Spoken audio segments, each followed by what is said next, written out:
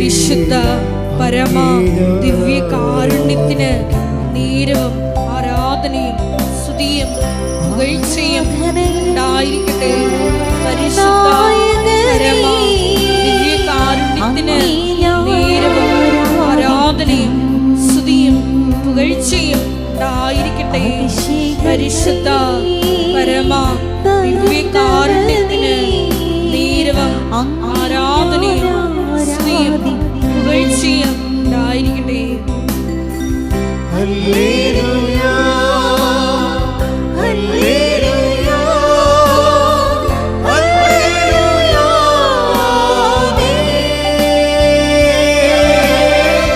Hallelujah hallelujah hallelujah. നമ്മളെ ഈ കാലത്ത് വെളിപ്പെടുത്തപ്പെടുന്ന ദൈവാനുഭവത്തിൻ്റെ പുതിയ ജീവിത തലങ്ങളിലേക്ക് നമ്മളെ കൂട്ടിക്കൊണ്ടു പോകുന്നതാണ്. ദൈവാനുഭവത്തിൻ്റെ പുതിയ ജീവിത തലങ്ങൾ പലപ്പോഴും നമ്മൾ അനുഭവേദ്യമാകണത് ഉടമ്പടി സാക്ഷ്യങ്ങളിലൂടെയാണ്. എല്ലാ ഉടമ്പടി സാക്ഷ്യങ്ങളിലും അല്ല, ചില അസൽ ഉടമ്പടിക്കാരുണ്ട്. നമ്മൾ എപ്പോഴും എൻ്റെ മനസ്സിൽ ഈ സാക്ഷ്യങ്ങൾ കേൾക്കുമ്പോഴൊക്കെ എനിക്ക് മനസ്സിലായിരിക്കുന്നത് രണ്ടോ മൂന്നോ തരം ഉടമ്പടിക്കാരുണ്ട്. ഒന്ന് ഇങ്ങനെ വഴിപാട് ഉടമ്പടി ചെയ്യുന്ന ആൾക്കാരുണ്ട്. ആരെങ്കിലും ഇങ്ങനെ ഉടമ്പടി പറയണം, ഉടമ്പടിയുടെ അനുഭവങ്ങളെക്കുറിച്ച് പറയുമ്പോൾ അതിൻ്റെ പേരിൽ വന്ന് കുറച്ച് ക്ലാസ്സെല്ലാം കേട്ട് പകുതി മനസ്സിലായില്ല എങ്കിലും ഇങ്ങനെ വന്ന് ഇവിടെ വന്നതല്ലേ എന്നൊക്കെ വിചാരിച്ചുകൊണ്ട് ഇവിടെ ചെയ്യണമൊക്കെ കണ്ടുപഠിച്ച് ചെയ്തു പോകുന്നത്. അവരത് കൊണ്ടുപോയിട്ട് ഒരു പ്രത്യക്ഷ രാവിലെ ഉള്ള ഒരു നീലത്തിരി കത്തിച്ച പ്രാർത്ഥനയും സന്ധ്യക്കുള്ള പച്ചത്തിരി കത്തിച്ച പ്രാർത്ഥനയൊക്കെ അത് വഴിപാട് ഉടമ്പടിയാണ്.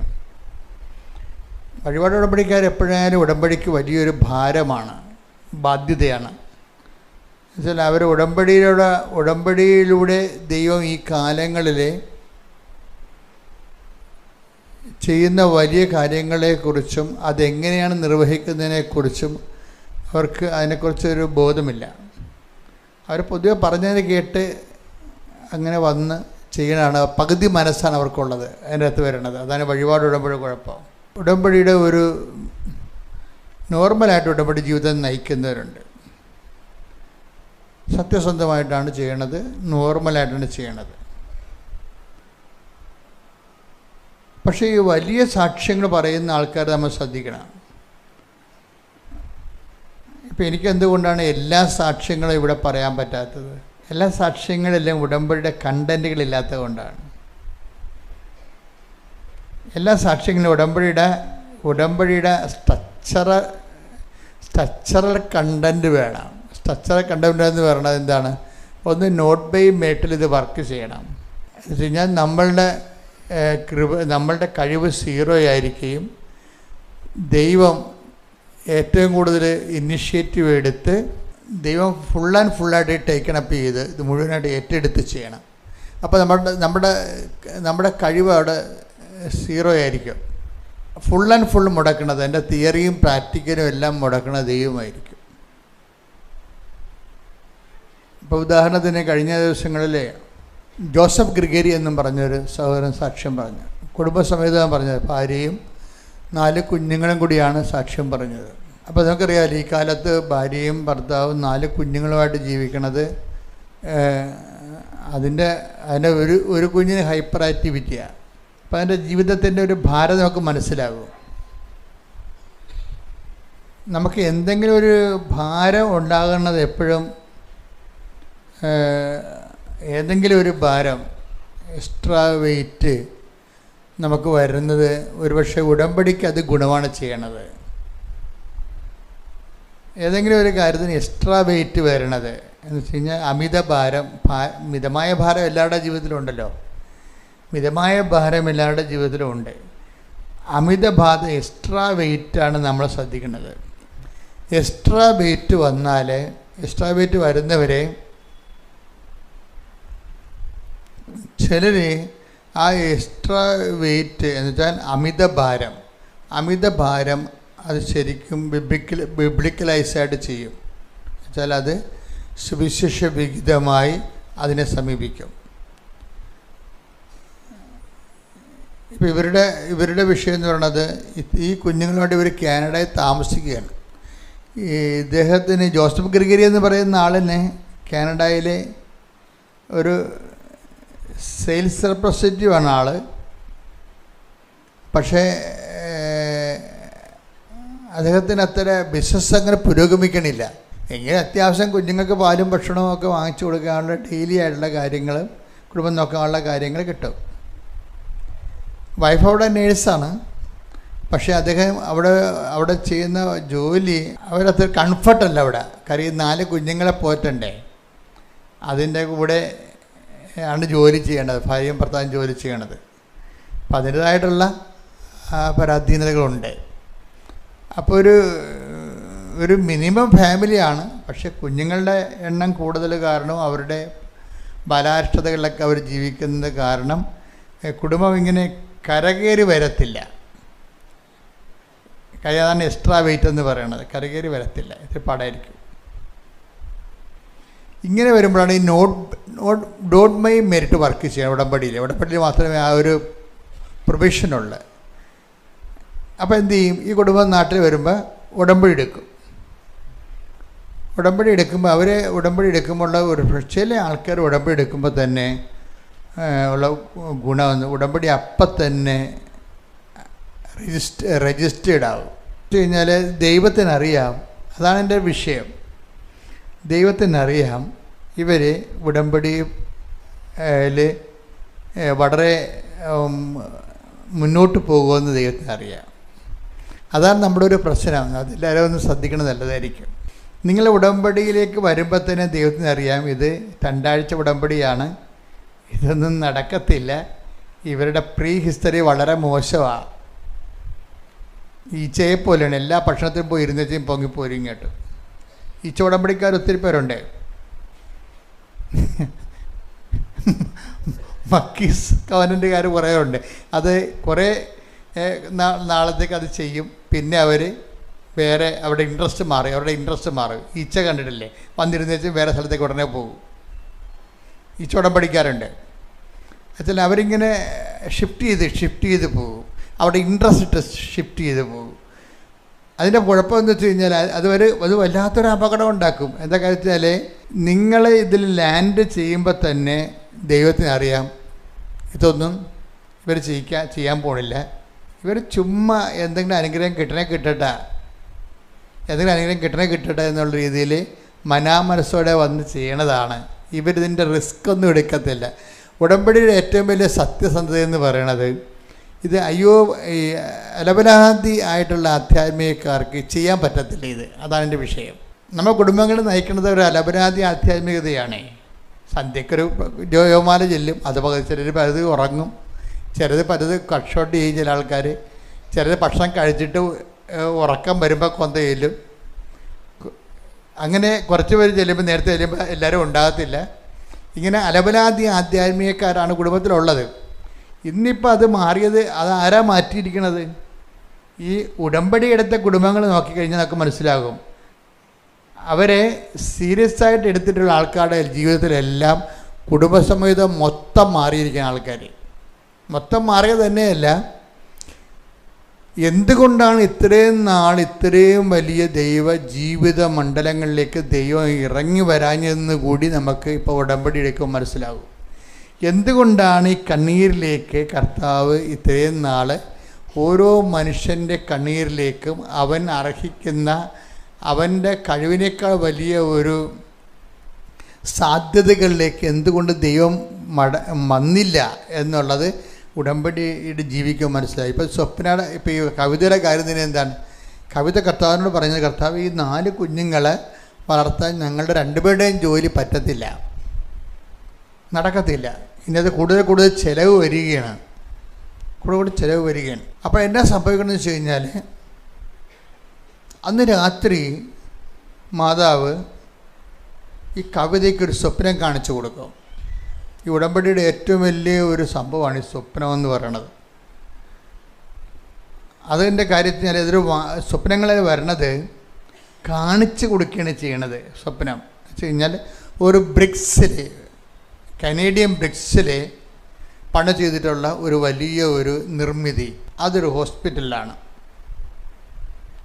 അപ്പം നീ ഇവിടേക്ക് ആപ്ലിക്കേഷൻ കൊടുക്കാൻ പറയും. കണ്ട എന്തെല്ലാം കറക്റ്റായിട്ടാണ് പറയണത്.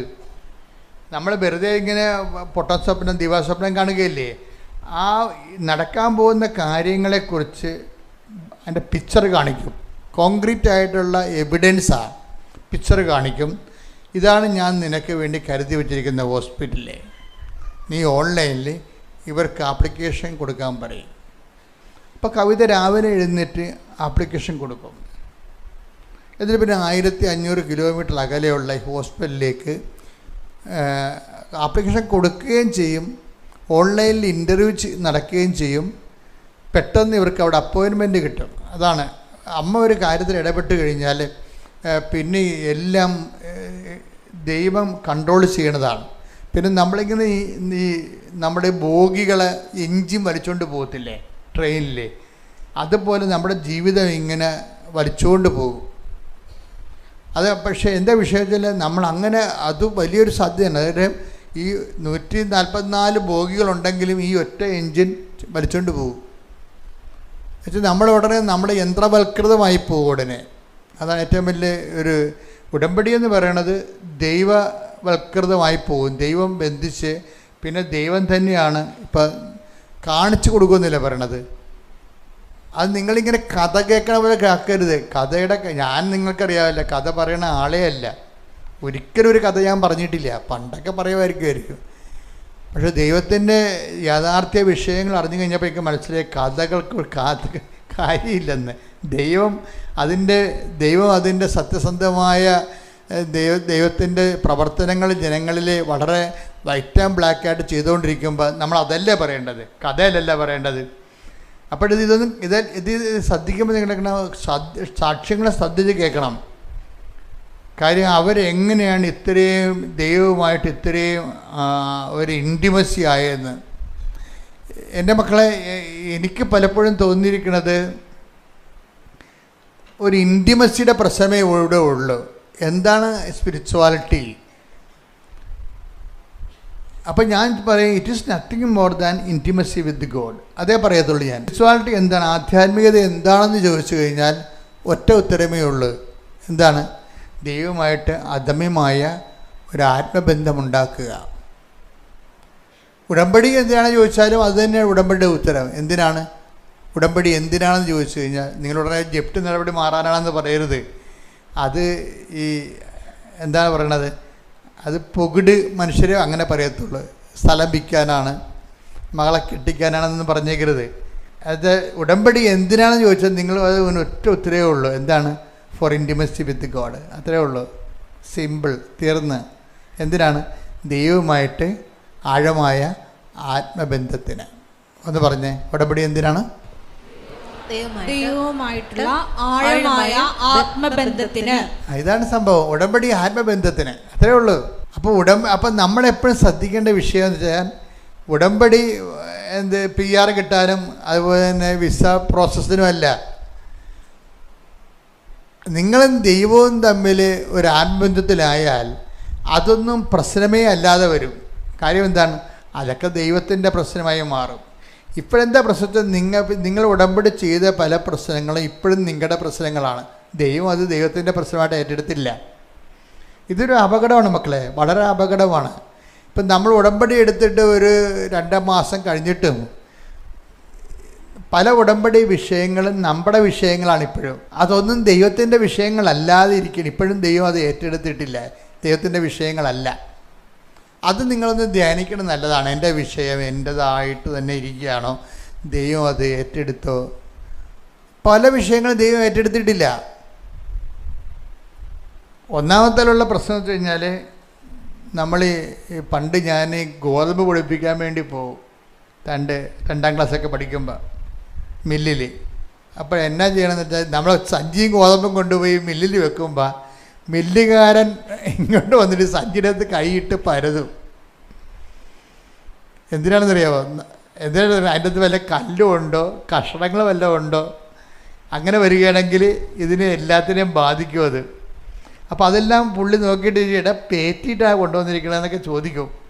അപ്പോൾ ഞാൻ പറഞ്ഞ ആണ്, അമ്പച്ച് പേറ്റിയതാണല്ലേ ഇത്, തിരിഞ്ഞതാണോ എന്നൊക്കെ ചോദിക്കും. കാര്യം എന്താണ്, ഇതിനകത്ത് കല്ലും കട്ടയും വല്ലതൊക്കെ ഉണ്ടെന്നുണ്ടെങ്കിൽ അത് പൊടിയുടെ തരിഞ്ഞ് ചേർന്നതിനല്ല, എഞ്ചിനത് കേടാണ്, മറ്റ് ഗോതമ്പുകൾ കഷ്ണങ്ങൾ തിരിഞ്ഞ് താവല് പോലെ വരത്തുള്ളൂ. ഇപ്പം അങ്ങനെ പല പ്രശ്നങ്ങളുണ്ട്.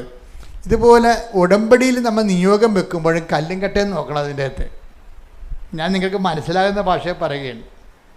ഉടമ്പടി നിങ്ങൾ വെക്കുമ്പോൾ തന്നെ വെച്ചില്ലേ കുഴപ്പമില്ല, നിയോഗങ്ങൾ വെച്ചില്ലെങ്കിൽ ആ മാന്യമായ കൃത്യമായ നിയോഗമാണ് വെച്ചിരിക്കണമെങ്കിൽ കുഴപ്പമില്ല. പക്ഷെ കല്ലും കട്ടയും വെച്ച് കഴിഞ്ഞാൽ ഇത് കുഴപ്പങ്ങളുണ്ടാക്കും. അപ്പോൾ ഈ പുതുക്കാൻ തന്നെ ആൾക്കാർ നേരത്തെ കല്ലും കട്ടയും ഉണ്ടെങ്കിൽ അറിയാതെ വെച്ച് പോയിട്ടുണ്ടെ തിരിയണം. അവിടെ ആ വെപ്രാളത്തിനും ആക്രാന്തത്തിനും വായി തോന്നി എല്ലാം എഴുതി വെക്കുമല്ല, വായി തോന്നി എല്ലാം എഴുതി വെക്കും. അപ്പം അതുകൊണ്ടാണ് ഇങ്ങനെ വരുന്നത്. ഇപ്പം നിങ്ങളിപ്പോൾ ഉടമ്പടി എടുക്കാൻ വേണ്ടി വരികയാണ്. അപ്പോൾ ഉടമ്പടി എടുക്കാൻ വേണ്ടി വരുമ്പോൾ നിങ്ങൾക്ക് സഹോദര സ്നേഹം ഉണ്ടോ? അതാണ് വിഷയം. സഹോദര സ്നേഹം ഉണ്ടെങ്കിൽ ഇപ്പം നിങ്ങൾ അനിയൻ്റെ ഭാര്യയാണ്, ഉടമ്പടി എടുക്കാൻ വന്നിരിക്കുകയാണ്. ചേട്ടനും ഭാര്യയും മക്കളില്ലാതെ നിൽക്കുകയാണ്, അവർക്ക് മക്കളില്ല. അപ്പോൾ നിങ്ങൾ എന്താ ചെയ്യണത്? നിങ്ങളെ ചേട്ടനും ഭാര്യയും മാറി താമസിക്കേണ്ട ആൾക്കാരാണ് അവിടെ, ഉറപ്പല്ലേ? സാധാരണഗതി അങ്ങനെ മാറി താമസിക്കുമല്ലോ ചേട്ടന്മാർ. അപ്പോൾ നിങ്ങൾ എന്തെഴുതി?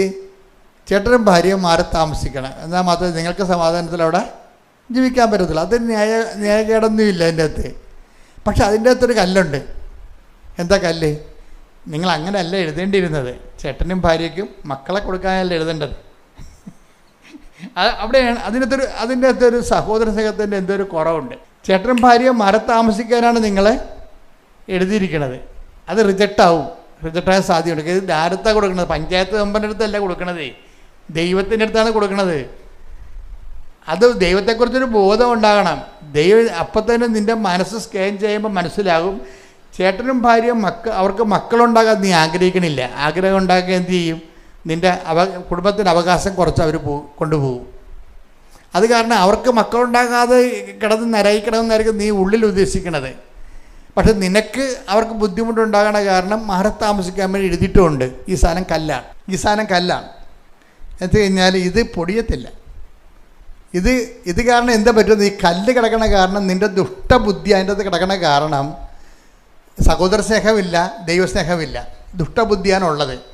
ദുഷ്ടബുദ്ധിക്കുള്ള ഉടമ്പടി എടുത്തിരിക്കുകയാണ്. ഇത് എന്താ പറ്റണമെന്ന് വെച്ച് കഴിഞ്ഞാൽ മറ്റ് പല നിയോഗങ്ങളെ ഇത് ബാധിക്കും. അതാണ് വിഷയം.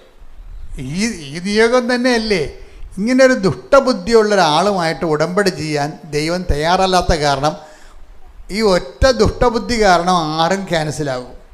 നിങ്ങൾ ഉടമ്പടി പുതുക്കാനുള്ളവർ ചാടിക്കറി പുതുക്കണ മുമ്പ് പഴയ കല്ലുകൾ തിരിഞ്ഞ് മാറ്റണം നല്ലതായിരിക്കും. എന്താണ് ഇതുപോലെ എൻ്റെ മക്കളെ നമ്മളെപ്പോഴും ലാഭനഷ്ടമല്ല.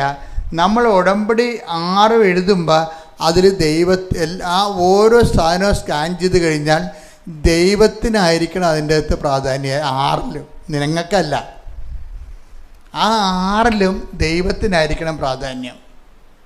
ഈ ദൈവത്തിന് പ്രാധാന്യം വെച്ചാണ് നിങ്ങൾ ഉടമ്പടി സെറ്റ് ചെയ്യണമെന്നുണ്ടെങ്കിൽ ആ ഉടമ്പടിയിലൂടെ ദൈവം ഒരു ഹോളി പേഴ്സണുമായിട്ട് ഉടമ്പടി ചെയ്തെന്ന് ദൈവം ഉടനെ പറയും.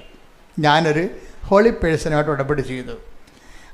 നിങ്ങളുടെ 6 നിയോഗങ്ങളിലും ദൈവത്തിനാണ് മേൽക്കൈ, ദൈവത്തിൻ്റെ മനസ്സിനാണ് മുൻഗണനയെന്ന് നമുക്ക് മനസ്സിലായാൽ, അതുകൊണ്ടാണ് ചാടിക്കയറി 6 നിയോഗങ്ങൾ. ക്ലാസ് തുടങ്ങുമ്പോൾ തന്നെ 6 നിയോഗം എഴുതിയിട്ട് ബാക്കി ഇനി 6 നിയോഗം അഡീഷണൽ സീറ്റ് ചോദിക്കുക. പരീക്ഷയ്ക്ക് അഡീഷണൽ സീറ്റ് ചോദിക്കത്തില്ലേ? അതുപോലെ ഉടമ്പടിക്ക് അഡീഷണൽ സീറ്റ് ചോദിക്കുന്ന ആൾക്കാർ എന്തിനാണ്? ഇനിയൊരു 100 നിയോഗം എഴുതാനുണ്ട്. ഉടമ്പടി ക്ലാസ് പോലും കേട്ടിട്ടില്ല. ഇത് മൊത്തം കല്ലാണ് എഴുതണത്. നിൻ്റെ ഒരൊറ്റ നിയോഗം കൊണ്ട് തന്നെ ബാക്കി എല്ലാം അങ്ങ് ക്യാൻസലായി, സ്റ്റാൻഡ് ക്യാൻസൽഡ് ആകും ഈ സംഭവം. അതുകൊണ്ട് പുതുക്കുന്നവർ ശ്രദ്ധിക്കുക. പുതുക്കുന്നവർ ശ്രദ്ധിക്കുക. കല്ല് ഇതുപോലെ അതായത് എപ്പോഴും നമ്മൾ ശ്രദ്ധിക്കേണ്ടത് ഈ 6 ഉടമ്പടിയും ദൈവത്തിൻ്റെ മനസ്സിന് പ്രസാദാത്മകമായിരിക്കണം. എന്താണ് വിഷയം? നിങ്ങൾ വെച്ചിരിക്കുന്ന മുഴുവൻ കാര്യങ്ങളും ദൈവ മനസ്സിന് മക്കളെ, അല്ലെങ്കിൽ നിങ്ങൾ വെറുതെ ആലപ്പുഴ നടന്ന് സമയം കളയും. ഇത് വളരെ സിമ്പിളാണ് സംഭവം. പക്ഷേ വെക്കുന്ന ഉടമ്പടി എല്ലാം 6 നിയോഗം വെച്ചെങ്കിൽ 6ഉം ദൈവ മനസ്സിന് പ്രസാദാത്മകമായിരിക്കണം. അപ്പോൾ എൻ്റെ മക്കൾ ചെയ്യേണ്ടത് വെച്ചാൽ ഇത് എഴുതുമ്പോൾ തന്നെ ഇത് നിങ്ങൾക്ക് പ്രസാദാത്മകമല്ല വിഷയം, ദൈവത്തിന് പ്രസാദാത്മകമാണോ എന്ന് വെക്കണം. അങ്ങനെ എൻ്റെ മക്കൾ ഫസ്റ്റ് ഒരു സ്കാനിങ് നടത്തിയാൽ തന്നെ, സെൽഫ് സ്കാനിങ് എന്ന് പറയുന്നതിന്, ഈ സെൽഫ് സ്കാനിങ് നടത്തുമ്പോൾ തന്നെ അത് ദൈവത്തിന് പ്രസാദാത്മകമാണെന്ന് വെച്ചാൽ ഇത് പെട്ടെന്ന് കത്തിപ്പിടിക്കും. എന്താ കാര്യം എന്ന് വെച്ചാൽ ഈ നിങ്ങൾ ഉടമ്പടി ചെയ്ത് കഴിയുമ്പോൾ അതിൻ്റെ റിസൾട്ട് ഉടനെ ആകും. എന്താ കാര്യം? ദൈവം പറയും, ഞാനൊരു ഹോളി പേഴ്സണുമായിട്ട് ഉടമ്പടി ചെയ്തു. അതാണ് വിഷയം. കാര്യം എൻ്റെ സഹോദരങ്ങൾക്കറിയാമല്ലോ, ദൈവം ഹോളി പേഴ്സണുമായിട്ട് ഉടമ്പടി ചെയ്യത്തുള്ളൂ. അൺഹോളി പേഴ്സണിന് ശരിക്കും കൃപാസന കയറാൻ പാടില്ലാത്തതാണ്. അൺഹോളി പേഴ്സൺ, കാര്യം ഇത് ഉടമ്പടി, ഇത് സാധാരണ ഒരു ധ്യാനകേന്ദ്രമല്ലല്ലോ. ഇത് ദൈവവുമായിട്ട് മാതാവിൻ്റെ മധ്യസ്ഥത്തിൽ ദൈവത്തോട് മാസങ്ങൾ പ്രാർത്ഥിച്ച് ഒരുങ്ങി വന്ന് ഉടമ്പടി ചെയ്യുന്ന സ്ഥലമാണിത്. അപ്പോൾ എന്താ ചെയ്യണം? ഒരു അൺഹോളി പേഴ്സന് ദൈവമായിട്ട്, അതായത് വളരെ അവിശുദ്ധമായ വ്യക്തിക്ക് ദൈവമായിട്ട് ഉടമ്പടി ചെയ്യാൻ പാടായിരിക്കും. അപ്പോൾ അതിന് എന്താ ചെയ്യേണ്ടത് വെച്ച് കഴിഞ്ഞാൽ, നിയോഗങ്ങളിൽ ആദ്യം വിശുദ്ധി വരുത്തിയാൽ മതി. നിയോഗങ്ങളിൽ ഇപ്പം നിങ്ങളുടെ മറ്റ് പാപാവസ്ഥകളെല്ലാം അല്ല ഇവിടെ ഉദ്ദേശിക്കുന്നത്. അത് നിങ്ങൾ കത്തോലിക്കരാണെങ്കിൽ അനുതാപത്തിൽ കുമ്പസാരിച്ച് പ്രായശ്ചിത്തം മേടിച്ചിട്ട് നിങ്ങൾ വിശദീകരിക്കുക. മറ്റുള്ളവരാണെങ്കിൽ അവർക്ക് പറ്റുന്ന പ്രായശ്ചിത്തങ്ങൾ ചെയ്തുകൊണ്ട് പാപത്തെ അനുതാപത്തിലൂടെ യേശുക്രിസ്തുവിനെ മുൻനിർത്തിക്കൊണ്ട് പാപക്ഷമയ്ക്ക് വേണ്ടി പ്രാർത്ഥിക്കാം. പക്ഷേ ഞാൻ പറഞ്ഞു വരണത്, ഈ നിയോഗങ്ങളിലുള്ള വിശുദ്ധി വളരെ പ്രധാനപ്പെട്ട വിഷയങ്ങളാണ്. നിയോഗങ്ങളിലുള്ള വിശുദ്ധി ഓരോ ചോദ്യം ചോദിക്കുമ്പോഴും, ഇപ്പം നമ്മൾ വിസ ഇൻ്റർവ്യൂവിന് പോകുമ്പോൾ അവർ നമ്മളോട് ഓരോ ചോദ്യം ചോദിക്കും. നമ്മൾ ഒരു കട്ടിക്കണക്കിന് അപേക്ഷ ഫോറം കൊടുത്തിട്ടുണ്ട്, എല്ലാം പൂരിപ്പിച്ചെങ്കിലും അവർ നമ്മളോട് ചോദിക്കും, നിങ്ങൾക്ക് അവിടെ എന്താ പരിപാടി, നിങ്ങൾ എന്നാ തിരിച്ചു പോരണത്, നിങ്ങളവിടെ താമസം ഉദ്ദേശിക്കുന്നുണ്ടോ? അപ്പോൾ ഇതിനെല്ലാം മറുപടി പറയണം. എങ്ങാനും നമ്മളവിടെ തങ്ങാനാണ് ഉദ്ദേശിക്കണമെന്ന് അവർക്ക് എങ്ങാനും തോന്നിപ്പോയാൽ അപ്പം തന്നെ വിസ റിജക്റ്റഡ് ആവും. അമേരിക്കൻ എംബസി ആണെങ്കിൽ പറയും വിസ ഈസ് റിജക്റ്റഡ്, അപ്പം തന്നെ മുഖത്ത് നോക്കി പറയും. എന്താ കാര്യം? അവർക്ക് ഇൻ്റർവ്യൂ ചെയ്തപ്പോൾ തന്നെ മനസ്സിലായി ഇത് പണിയായിരിക്കും. ഡെഡ് ബോഡി അവിടുന്ന് കൊണ്ടുപോകണമെങ്കിൽ കാശ് അമേരിക്ക മുടക്കണമെന്ന് വരും. അതാണ് അവിടുന്ന് ഈ ഡെഡ് ബോഡി കൊണ്ടുപോകണമെന്നുണ്ടെങ്കിൽ അമേരിക്ക കാശ് മുടക്കേണ്ടി വരുമെന്ന് അവർക്കറിയാൻ പറ്റും. അപ്പോൾ ഇൻട്രൂഡേഴ്സ് എന്നാണ് അവർ കാണുന്ന ആ വിഷയത്തിൽ. അവർ കുറേ ചോദ്യങ്ങൾ നമ്മളോട് ചോദിക്കും, മറ്റുള്ളവർ അത്രയും ചോദ്യം ചോദിക്കത്തില്ല. ഞാൻ വിഷയം ഇതുപോലെ തന്നെ മനുഷ്യൻ്റെ അവസ്ഥ എന്നെങ്കിൽ ഈ ഉടമ്പടിക്ക് എന്തെല്ലാം ചോദ്യങ്ങൾ നമ്മളോട് ദൈവം ചോദിക്കും. ദൈവമായിട്ടൊരു ഇൻ്റർവ്യൂ വെക്കണമെങ്കിൽ, ഇതിൻ്റെ ഉടമ്പടി വെക്കണമെങ്കിൽ എന്തിനാണ് വസ്തു വിറ്റിട്ട് എന്തിനാണെന്ന് ചോദിക്കുമ്പോൾ ഉടനെ നമ്മളെന്താ പറയണത്? വസ്തു ഇപ്പം വിറ്റില്ല എന്നുണ്ടെങ്കിൽ കെട്ടിച്ചുവിട്ട പെമ്മക്കൾ അവകാശത്തിന് വരും, പണിയായില്ലേ? അതാണ് വിഷയം. ഇപ്പം എല്ലാവരുമായിട്ട് നല്ല ദോസ്തിൽ നിൽക്കുകയാണ്, പറഞ്ഞാൽ ഒപ്പിട്ട് തരും. അപ്പോൾ അവരെ പറ്റിക്കാൻ ഇയാൾ തീരുമാനിച്ചെന്നല്ല എൻ്റെ അർത്ഥം. വസ്തു വിൽക്കണമെന്നുള്ളതാണ് നിൻ്റെ ഉദ്ദേശം. അപ്പോൾ അപ്പം മരിച്ചവരോടുകൂടി എല്ലാവരും കൂടി കയറി വന്നിട്ട് എല്ലാവരുമായിട്ട് നല്ല ദോസ്തിൽ നിൽക്കുകയാണ്. ഇപ്പം പറഞ്ഞാൽ ഒപ്പിട്ട് തരും. അപ്പോൾ പെണ്ണുമ്പോൾ പറയും ഒപ്പിട്ട് ഒപ്പിട്ട് തരും, ഇപ്പം തരും, ഇപ്പം വസ്തു വിൽക്കണമെന്ന് പറയും. അപ്പോൾ വസ്തു വിൽക്കണമെന്ന് പറയുമ്പോൾ ഉടനെ അവിടുത്തെ പ്രശ്നം വസ്തു വിൽക്കണമെന്ന് മാത്രമേ നമ്മൾ ഉടമ്പടിയിലുള്ളൂ. അപ്പോൾ ഇൻ്റർവ്യൂ വെക്കുകയാണെങ്കിൽ, ദൈവമായിട്ട് ഇൻ്റർവ്യൂ വെക്കുകയാണെങ്കിൽ എന്ത് ചെയ്യും? ദൈവം പറയും ഈ വസ്തു നിൻ്റെ സഹോദരന് കൊടുക്കുക, സഹോദരിക്ക് തന്നെ അവർ തന്നെ ചോദിക്കുന്നുണ്ടല്ലോ വിലക്ക്, അവർക്ക് കൊടുക്കാൻ പാടില്ലേ? അപ്പോൾ അത് ശരിയാകത്തില്ല. അത് ശരിയാകത്തില്ലെന്ന്. എന്താ കാര്യം? അവർ വില തരത്തില്ലെന്നാണ് പറയണത്. അപ്പോൾ വസ്തു വിൽക്കണ കാര്യമാണെങ്കിലും സഹോദരനെ മറന്നിട്ട് വേറെ ഒരാൾക്ക് കൂടിയ ലാഭത്തിന് കൊടുക്കാൻ പോകുമ്പോൾ ഈ കാണ്ടാമൃഗമായിട്ടൊക്കെ ദൈവം എങ്ങനെ ഉടമ്പടി ചെയ്യണം? അതാണ് വിഷയം. അത് നിങ്ങൾ നിയോഗങ്ങൾ ശ്രദ്ധിക്കണമെന്ന് പറഞ്ഞാൽ ഇതാണ്. ഇപ്പം നിങ്ങൾ എടുത്തിരിക്കണേ വസ്തു വിൽക്കണമെന്നേ ഉള്ളൂ, കുടുംബത്തിൻ്റെ വസ്തു വിൽക്കണം. അപ്പം അനിയൻ പറഞ്ഞ് ഞാൻ എടുത്തോളാം, നീ എടുക്കേണ്ടെന്നാണ് പറയണതേ. നമ്മൾ എഴുതിയിരിക്കണത്, നിയോഗത്തിൽ എഴുതിയിരിക്കണത് എന്താണ്? വസ്തു വിൽക്കണം. അപ്പോൾ ദൈവം ചോദിക്കും, സഹോദരന് പുരയിടമില്ലല്ലോ, അവൻ തറവാടിൻ്റെ അടുത്ത് അവന് വിൽക്കാൻ പാടില്ലേ? അവർ അയ്യോ അത് പറ്റത്തില്ല, അവൻ കാശ് തരത്തില്ല, അവന് കാശ് കുറവാണ്, പുറത്ത് വിൽക്കണമെന്ന് പറയും. അപ്പോൾ അതിൻ്റെ വിഷയം എന്ന് വെച്ച് കഴിഞ്ഞാൽ അവിടെ മണിക്കാണ് പ്രാധാന്യം, ദൈവത്തിന് അവിടെ പ്രാധാന്യമില്ല. അവന് ഇത്തിരി പൈസ കുറച്ച് വിട്ടാലും ദൈവത്തിൻ്റെ കൂടെ നമ്മൾ നിൽക്കുകയാണെന്നുകൊണ്ട് ദൈവം നമ്മളെ ഹെൽപ്പ് ചെയ്യുമെന്നുള്ള ആ തിയറി വർക്ക് ചെയ്യത്തില്ല. അപ്പോൾ അവിടെ ദൈവത്തെ മാറ്റി നിർത്തി ലാഭത്തിനായിരിക്കും പ്രാധാന്യം കൊടുക്കുന്നത്. ഈ പന്നിയുമായിട്ട് ഉടമ്പടി ചെയ്യാൻ പറ്റത്തില്ല, നമുക്ക് ദൈവമായിട്ട് ഉടമ്പടി ചെയ്യാൻ പറ്റത്തില്ല. അതുകൊണ്ടാണ് നിയോഗങ്ങൾ നിങ്ങൾ സ്കാൻ ചെയ്യണമെന്ന് പറഞ്ഞതിൻ്റെ കാരണം. നിയോഗങ്ങൾ കറക്റ്റ് ഹോളി ആണെന്നുണ്ടെങ്കിൽ ആദ്യമേ ചെയ്യേണ്ടത് ഉടമ്പടിയിലുള്ള ഈ നിയോഗങ്ങളിലുള്ള കളങ്കിത നിയോഗങ്ങൾ നമ്മൾ ശരിക്കും വിശുദ്ധീകരിക്കണം. ഇങ്ങനെ 5-6 പുതുക്കിയിട്ട് സാക്ഷ്യം പറയാൻ പറ്റില്ലെന്ന് പറഞ്ഞാൽ അലയേണ്ട കാര്യമൊന്നുമില്ല. ചില ആൾക്കാരങ്ങനെ കാണുന്നുണ്ട്. കാര്യം വെച്ചാൽ അവർക്ക് അറിയത്തില്ല, അവർ എഴുതിയിട്ടിട്ടുണ്ട്, പിന്നെ ഇങ്ങനെ കൃപാസനത്തിൽ നടന്ന് യാന്ത്രികമായിട്ട് പേപ്പറൊക്കെ മേടിച്ച് അങ്ങനെ പുതുക്കി പോകണമെന്നല്ലാതെ ഉടമ്പടിയിലല്ല അവർ. ശരിക്കും പറഞ്ഞാൽ ഉടമ്പടി ജീവിതമായിട്ട് അവർക്ക് ബന്ധമില്ല. ഇപ്പം ഈ ജോസഫ് ഗ്രിഗറി എന്ന് പറഞ്ഞ ഒരാൾ എന്താ പറയണമെന്നറിയാമോ? അപ്പം അയാൾ എന്തുകൊണ്ടാണ് അയാളുടെ വൈഫ് സ്വപ്നം കാണുന്നത്? സ്വപ്നം കാണിച്ചു കൊടുക്കുകയാണ്, ഈ ഒരു ബ്രിക്സ് ആയിട്ടുള്ള നിർമ്മിതിയിലാണ് ഞാൻ നിനക്ക് വേണ്ടി തിരഞ്ഞെടുത്തിരിക്കുന്നത്. നീ രാവിലെ എഴുന്നേറ്റ് കമ്പ്യൂട്ടർ ഓൺ ചെയ്തിട്ട് ഓൺലൈൻ ഇൻ്റർവ്യൂവിന് ആപ്ലിക്കേഷൻ കൊടുക്കാൻ പറയും. എന്നിട്ട് അമ്മ അത് അപ്പം തന്നെ സ്പീഡാണ്, ഇത്രയും സ്പീഡാണ് ഈ സംഭവം. അവർ അപ്പോഴത്തേന് ആപ്ലിക്കേഷൻ കൊടുത്തു കഴിയുമ്പോൾ തന്നെ ഒറ്റ ഇൻ്റർവ്യൂവിന് തന്നെ അവർ സെലക്റ്റഡ് ആകും. മാതാവിൻ്റെ കാര്യത്തിൽ ഇത് ഭയങ്കര ഉടനടിയല്ലേ? ഉടമ്പടിയാണെങ്കിൽ ഉടനടിയാണ്, പരിഹാരമാണ്. നിങ്ങൾക്ക് ഉടനടി പരിഹാരം കിട്ടണില്ല എന്നുണ്ടെങ്കിൽ അർത്ഥം എന്താണ്? ഉടമ്പടിയിൽ അല്ല, ആയിക്കൊണ്ടിരിക്കണമെന്നേ പറയാൻ പറ്റത്തുള്ളൂ. അതാണ് ഉടമ്പടിയാണെങ്കിൽ. ഇത് കണ്ട, ഈ വിതിൻ സെക്കൻഡാണ്. രാത്രി ഉടമ്പടി ചെയ്ത് കഴിഞ്ഞപ്പോൾ ജോസഫ് ഗ്രിഗറി പറയുമോ, ഞങ്ങൾ എന്താ ചെയ്യണമെന്നറിയാവോ? അയാളെ കുറേ സാക്ഷ്യങ്ങൾ പറഞ്ഞ ശേഷം പറയും, ഞങ്ങൾ എന്താ ചെയ്യണമെന്നറിയാവോ? ഞങ്ങൾ ശക്തമായി ദൈവത്തിൻ്റെ കൂടെ നിൽക്കും. അയാൾ ഓരോ സമയത്തും സാക്ഷ്യത്തിന് ഇടയ്ക്കിടയ്ക്ക് ഇവാലുവേഷൻ നടത്തുന്നുണ്ട് സ്വന്തമായിട്ട്, എങ്ങനെയാണ് ഇതൊക്കെ സംഭവിക്കണത്. അപ്പം അതിന് ഒരു സമയത്ത് അയാൾ പറയും, ഞങ്ങൾ എന്താ ചെയ്യണമെന്നറിയാവോ?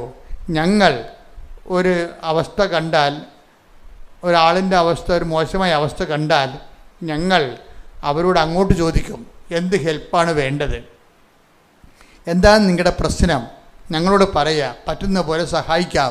കണ്ടോ, ഇതാണ് വിഷയം. അപ്പം നമ്മളൊരു സഹായം, എന്തെങ്കിലും ഒരു ആളിന് ഇപ്പം പണം കൊടുത്തില്ലെങ്കിലും ഒരു സഹായം കൊടുക്കേണ്ട സാഹചര്യം വന്നു കഴിഞ്ഞാൽ തന്നെ അപ്പം തന്നെ അമ്മായിയമ്മ ഒന്ന് ചുമച്ചെന്നും പറഞ്ഞ മരുമകൾ അപ്പം തന്നെ കെട്ടിക്കടയെടുത്ത് വീട്ടിൽ പോണില്ലേ? ഈ പന്നി വന്ന് ഉടമ്പടി എടുത്ത ദൈവം സമ്മതിക്കത്തില്ല. അമ്മായിയമ്മ ഒന്ന് ചുമച്ചതാണ്, കണ്ട പ്രായമായ വല്യമ്മയാണ്, ഒന്ന് ചുമച്ചതേ ഉള്ളൂ. അപ്പം തന്നെ ഇവള് സൂട്ട്കേസ് എടുത്ത് വണ്ടിയും പിടിച്ച് അപ്പം തന്നെ വീട്ടിൽ പോയി. എന്താ കാര്യം? ഭർത്താവ് വന്നപ്പോൾ ഇവളില്ല. ചോദിച്ചപ്പോൾ എന്താ പറയണത്? അതെ, നിങ്ങളുടെ അമ്മയ്ക്ക് എന്തോ എൻ്റെ ജീവിതം പോകും, പിന്നെ അവരെ പൊക്കിക്കൊണ്ട് നടക്കേണ്ടി വരും. ഈ പന്നി ഒരിക്കലും ഉടമ്പടി എടുക്കരുത്. Should not do it. അത് ദൈവത്തിനെ വെല്ലുവിളിക്കണത് വലിയതാണ്. നിങ്ങൾക്ക് ഇതിനകത്ത് കയറാനുള്ള യോഗ്യതയില്ല. കാര്യം നിങ്ങൾക്ക് മനുഷ്യത്വമില്ല. മനുഷ്യത്വം പോലും ഇല്ലാത്ത ആൾക്കാരാണ് ദൈവത്തോട് ഉടമ്പടി എടുക്കാൻ പോണത്. ഇവിടെ എവിടെയോ അനുതാപം ആവശ്യമുണ്ട്. മനുഷ്യത്വം പോലും ഇല്ലാത്ത ആൾക്കാരൊക്കെയാണ് ദൈവത്തോട് ഉടമ്പടി ചെയ്യണത്. അപ്പം ആദ്യം ഫസ്റ്റ് ബി ഹ്യൂമൻ. ശ്രുതികട്ടെ ഹല്ലേലൂയ.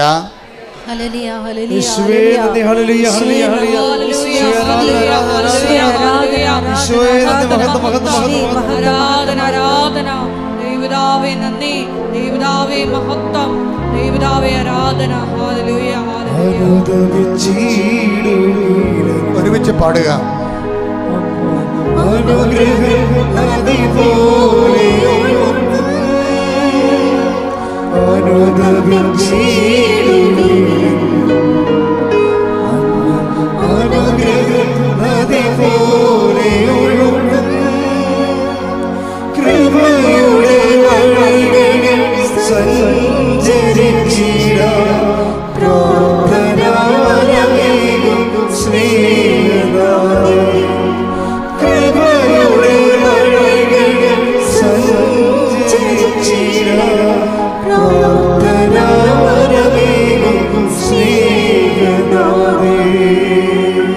പരിശുദ്ധ പരമദിവ്യകാരുണ്യത്തിന് ആരാധനയും സ്തുതിയും പുകഴ്ചയും ഉണ്ടായിരിക്കട്ടെ. എൻ്റെ മക്കളെ, ആദ്യം ചെയ്യേണ്ടത് ദൈവം നിങ്ങളോട് വാഗ്ദാനം ചെയ്തിട്ടുള്ള മുഴുവൻ കാര്യങ്ങളും എനിക്ക് മനസ്സിലായിരിക്കുന്നത് അതിനേക്കാൾ കൂടുതൽ ചെയ്യുമെന്നാണ്. കർത്താവ് തന്നെ പറയും അതിനേക്കാൾ കൂടുതൽ ചെയ്യുമെന്ന്. Take the word of God. ശ്രദ്ധിക്കട്ടെ. Hallelujah, hallelujah, hallelujah, hallelujah. യേശുവേ നന്ദി, ഹല്ലേലൂയ, ഹല്ലേലൂയ. യേശുവേ ആരാധന, ആരാധന, ആരാധന, ആരാധന. യേശുവേ നന്ദി, മഹത്വം, മഹത്വം. റോമ 8:32. സ്വപുത്രനെ പോലും ഒഴിവാക്കാതെ നമുക്കെല്ലാവർക്കും വേണ്ടി അവനെ ഏൽപ്പിച്ചു തന്നവൻ അവനോട് കൂടെ സമസ്തവും നമുക്ക് ദാനമായി നൽകാതിരിക്കുമോ? അപ്പം നമ്മൾ ഈശോയെ പോലും നമുക്ക് ഏൽപ്പിച്ച് നൽകിയ ദൈവത്തിൻ്റെ മുമ്പിലാണ് നമ്മൾ നിൽക്കുന്നത്. അപ്പോൾ അത് ആ ഉടമ്പടി സത്യസന്ധമാണെന്ന് കണ്ടാൽ നമ്മൾ വെക്കുന്ന നിയോഗങ്ങളിൽ നിൽക്കത്തില്ല. ഇത് അതിനേക്കാൾ കൂടുതലായിരിക്കും ദൈവം നമുക്ക് നൽകാൻ പോണത്, നമ്മൾ പോലും ചിന്തിക്കാൻ പറ്റാത്ത രീതിയിൽ. അതുകൊണ്ട് എപ്പോഴും എൻ്റെ മക്കൾ ആദ്യം വേണ്ടത് ബേസിക്കായിട്ട് ഹ്യൂമൻ ആവുക, ആദ്യം അടിസ്ഥാനപരമായിട്ട് മനുഷ്യത്വമുള്ള ആൾക്കാരാകുക. രണ്ടാമത് സുവിശേഷവിധമായ ദൈവപൈതലായി മാറണം. ഈ ദൈവപൈതലായിരിക്കണം ഉടമ്പടി വെക്കേണ്ടത്, അല്ലാതെ നാട്ടിലെ വർഗീസും തെരേസ്യാമയും അല്ല ഉടമ്പടി വെക്കേണ്ടത്. ദൈവ പൈതലായിരിക്കണം ഉടമ്പടി വെക്കേണ്ടത്. ദൈവ പൈതലിനെ സംബന്ധിച്ചിടത്തോളം ആരാണത്? ആത്മാവിൽ വീണ്ടെടുക്കപ്പെട്ട വിശുദ്ധീകരിക്കപ്പെട്ട ആളാണ് ദൈവ പൈതൽ. ദൈവാത്മാവിനാൽ ജനിക്കപ്പെടുകയും ദൈവാത്മാവിൻ്റെ നയിക്കപ്പെടുകയും ചെയ്യുന്ന ആൾക്കാരാണ്, അതാണ് ദൈവ പൈതൽ. അത് 8:14 എടുത്ത് റോമ. ശ്രദ്ധിക്കട്ടെ. Hallelujah, hallelujah, hallelujah, hallelujah, hallelujah. യേശുവേ നന്ദി, ഹല്ലേലൂയ, ഹല്ലേലൂയ. യേശുവേ ആരാധന, ആരാധന. റോമ 8:14. ദൈവാത്മാവിനാൽ നയിക്കപ്പെടുന്നവരെല്ലാം ദൈവത്തിന്റെ പുത്രന്മാരാണ്. അപ്പൊ ദൈവത്തിന്റെ പുത്രന്മാരാണ്, ദൈവപൈതലാണ് ഈ ഉടമ്പടി ചെയ്യണത്. എന്ന് വെച്ച് കഴിഞ്ഞാൽ നമ്മുടെ ജീവിതത്തിൽ സ്വാഭാവികമായും നമ്മുടെ ജീവിതത്തിൻ്റെ പരിക്കുകൾ കൊണ്ടും ജീവിതത്തിൻ്റെ വെല്ലുവിളികൾ കാരണവും നമ്മുടെ ജീവിതത്തിൻ്റെ യാഥാർത്ഥ്യങ്ങൾ ഏറ്റുമുട്ടിയിട്ട് ശരിക്കും പരിക്കന്മാരായിരിക്കും. സ്വാഭാവികമാണ്. ഈ പരിക്കന്മാരായിരിക്കുമ്പോൾ തന്നെ നമ്മൾ ഈ പരിക്ക തരത്തോടു കൂടിയായിരിക്കും നമ്മൾ ദൈവദർശനി വരുന്നത്. അപ്പോൾ ആ പരിക്ക സ്വഭാവത്തോട് തന്നെ ദൈവദർശനി വരുമ്പോഴും നമ്മൾ ചിന്തിക്കുന്നു നമ്മൾ ദൈവത്തോടാണ് ഉടമ്പടി ചെയ്യണത് എന്ന് വിചാരിക്കുന്നു. എന്നിട്ട് നമ്മളെന്ത് ചെയ്യും? കർത്താവേ, നമ്മൾ പ്രാർത്ഥിക്കത്തില്ലേ, ഇവിടെയാണ് ഈ പ്രാർത്ഥന ബലവത്താണ് എന്ന ഹൃദയശാന്തതയും എളിമയുമുള്ള ഈശോയെ എൻ്റെ ഹൃദയത്തെയും നിൻ്റെ ഹൃദയം പോലെ ആക്കണമേ. എന്താണ് അവിടെ നിന്ന് താഴേക്ക് വരികയാണ്. നമ്മുടെ സ്വഭാവത്തിലും ജീവിതത്തിൻ്റെ കഴിഞ്ഞകാല വെല്ലുവിളികളോട് ഏറ്റുമുട്ടി പരിക്കും പരാജയവും പ്രതിരോധവും അനുഭവിച്ച് പരുക്കമായി തീർന്ന ഒരു മാനസികാവസ്ഥയായിരിക്കും നമുക്ക്. ആ ഒരു അവസ്ഥയിലാണ് നമ്മൾ വരുന്നതെങ്കിലും നമ്മൾ ദൈവത്തോട് ഉടമ്പടി ചെയ്യുമ്പോൾ നിങ്ങൾ എന്ത് ചെയ്യണം? ചെരുപ്പ് ഊരി വെക്കണ പോലെ ഈ പരിക്കത്തരം ഊരി വെക്കണം. അല്ല, ദേവാലയത്തിൽ വരുമ്പോൾ നിങ്ങൾ എത്ര വലിയ പുള്ളിയാണെങ്കിലും ചെരുപ്പ് ഊരി വെക്കത്തില്ല. അവിടെ ചെരുപ്പ് ഊരി വെക്കണ പോലെ തന്നെ നമ്മളുടെ പരിക്കത്തരം, വൈരാഗ്യം, വിദ്വേഷം, പക, ഏറ്റവും ഊരി വെക്കേണ്ടത് അഹങ്കാരമാണ്. അഹങ്കാരം. കഴിഞ്ഞ ദിവസങ്ങളിൽ ഞാൻ കണ്ണീരിൻ്റെ വരവെന്നും പറഞ്ഞ് ഒരു വരവുണ്ട് ബൈബിളിൽ. കണ്ണീരിൻ്റെ വരം ചിലർക്ക് മാത്രം കിട്ടുന്നൊരു അപൂർവ വരവാണ്. ഈ വിശ്വാസവരം, ഭാഷാവരം, രോഗശാന്തി വരം, അതിലൊരു വരമാണ് ഗിഫ്റ്റ് ഓഫ് ടീയേഴ്സ് എന്ന് പറയും, കണ്ണീരിൻ്റെ വരം. അപ്പോൾ ഞാൻ ഈ ദിവസങ്ങളിലൊക്കെ കണ്ണീരിൻ്റെ വരത്തെക്കുറിച്ച് പഠിച്ചുകൊണ്ടിരിക്കുകയായിരുന്നു. അപ്പോൾ എന്ന് വെച്ചാൽ നമ്മൾ ചിലർ കണ്ണീരിൻ്റെ കർത്താവിൻ്റെയോട് സംസാരിക്കുമ്പോൾ തന്നെ, കർത്താവിൻ്റെ കാര്യങ്ങൾ പറയുമ്പോൾ തന്നെ അവർ കണ്ണു നിറയും. അങ്ങനെ പറയാൻ കാരണം റിൻസി ജോസഫ് എന്നും പറഞ്ഞ് ഒരു സാക്ഷി ഈ ദിവസം കേട്ടായിരുന്നു. അവൾക്ക് ഇതുപോലെ 4 കുഞ്ഞുങ്ങളുണ്ട്. അപ്പോൾ 4 കുഞ്ഞുങ്ങളെ അതിൻ്റെ എല്ലാം കൊച്ചു കൊച്ചു കുഞ്ഞുങ്ങളാണ്. അതുങ്ങളെ വളർത്തുമ്പോൾ തന്നെ ഇവർ വിശുദ്ധയായി മാറും. കാര്യം എന്താ കഴിഞ്ഞാൽ ഇതിന് 4 പ്രസവിക്കണ്ടേ, അതാണ് ഏറ്റവും വലിയ പാട്. ഈ കവിത ഇതുപോലെ കവിതക്ക് ഞാൻ പറഞ്ഞില്ലേ, കവിതക്ക് ജോലി കിട്ടി. അമ്മ ആ ഓൺലൈൻ ഇൻ്റർവ്യൂവിൽ തന്നെ അമ്മ കാണിച്ച ഈ 1500 കിലോമീറ്റർ ഇവർ ജോലി കിട്ടിക്കഴിഞ്ഞ് അവിടെ പോകണമെന്ന് ഷിഫ്റ്റ് ചെയ്യണം കുടുംബം മുഴുവനും. ഷിഫ്റ്റ് ചെയ്ത് പോകുമ്പോൾ പറയും, നിങ്ങളെ രാത്രി തന്നെ അനൗൺസ്മെൻറ്റ് മൊബൈലിൽ മെസ്സേജ് വന്ന് സ്നോമിങ് തുടങ്ങിയിട്ടുണ്ട്, 3 മണിയാകുമ്പോൾ നിങ്ങളുടെ റൂട്ടിൽ വരുമെന്ന്. അപ്പോൾ അവിടെ അത്രയും ടെക്കിയാണത് ആ രാജ്യം കാനഡ. വെച്ചാൽ മഞ്ഞ് കാറ്റ് തുടങ്ങിയിട്ടുണ്ട്, അത് നിങ്ങളുടെ റൂട്ടിൽ വരണത് 3 മണിക്കാണ്. അതുകൊണ്ട് നിങ്ങൾ എവിടെയെങ്കിലും യാത്ര ചെയ്യുന്നുണ്ടെങ്കിൽ അത് കണക്കാക്കി പോകണമെന്ന് പറയും. അപ്പോൾ ഉടനെ 10 മണിക്ക് പോകാൻ വേണ്ടി ഇരുന്ന് ഇവർ വെളുപ്പിനെ 4 മണിക്ക് എഴുന്നേറ്റ് യാത്രയായി,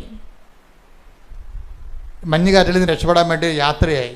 ഇപ്പോൾ യാത്രയായി കുഞ്ഞുങ്ങളായിട്ട് പോണ വഴിക്ക് പോയി അവിടെ ചെല്ലുമ്പോൾ ദൈവസ്നേഹം കൊണ്ട് ഈ കവിതയുടെ കണ്ണു നിറയും. എന്താണ്? മാതാവ് സ്വപ്നത്തിൽ കാണിച്ച അതേ ബ്രിക്സിൽ ചെയ്തിരിക്കണ അതേ ഒരു നിർമ്മിതിയാണ് ഈ ഹോസ്പിറ്റലിൽ. അതായത് ദൈവം ഇത്രയും ടാഞ്ചിബിളാണ്. അതായത് നമ്മൾ ദൈവ വഴികളിലാണെന്ന് എൻ്റെ മക്കളെ എൻ്റെ അടുത്ത് ഒന്ന് പ്രാർത്ഥിച്ച മക്കളെ, കർത്താവായ ദൈവമേ, ഞങ്ങൾ ഉടമ്പടി ജീവിതം വഴി ദൈവ വഴികളിലാണെന്ന് ദൈവത്തെ ബോധ്യപ്പെടുത്താൻ ഞങ്ങളെ പരിവർത്തനം ചെയ്യിക്കണമേ. Hallelujah, hallelujah, hallelujah. യേശുവേ നന്ദി, ഹല്ലേലൂയ, ഹല്ലേലൂയ, ഹല്ലേലൂയ.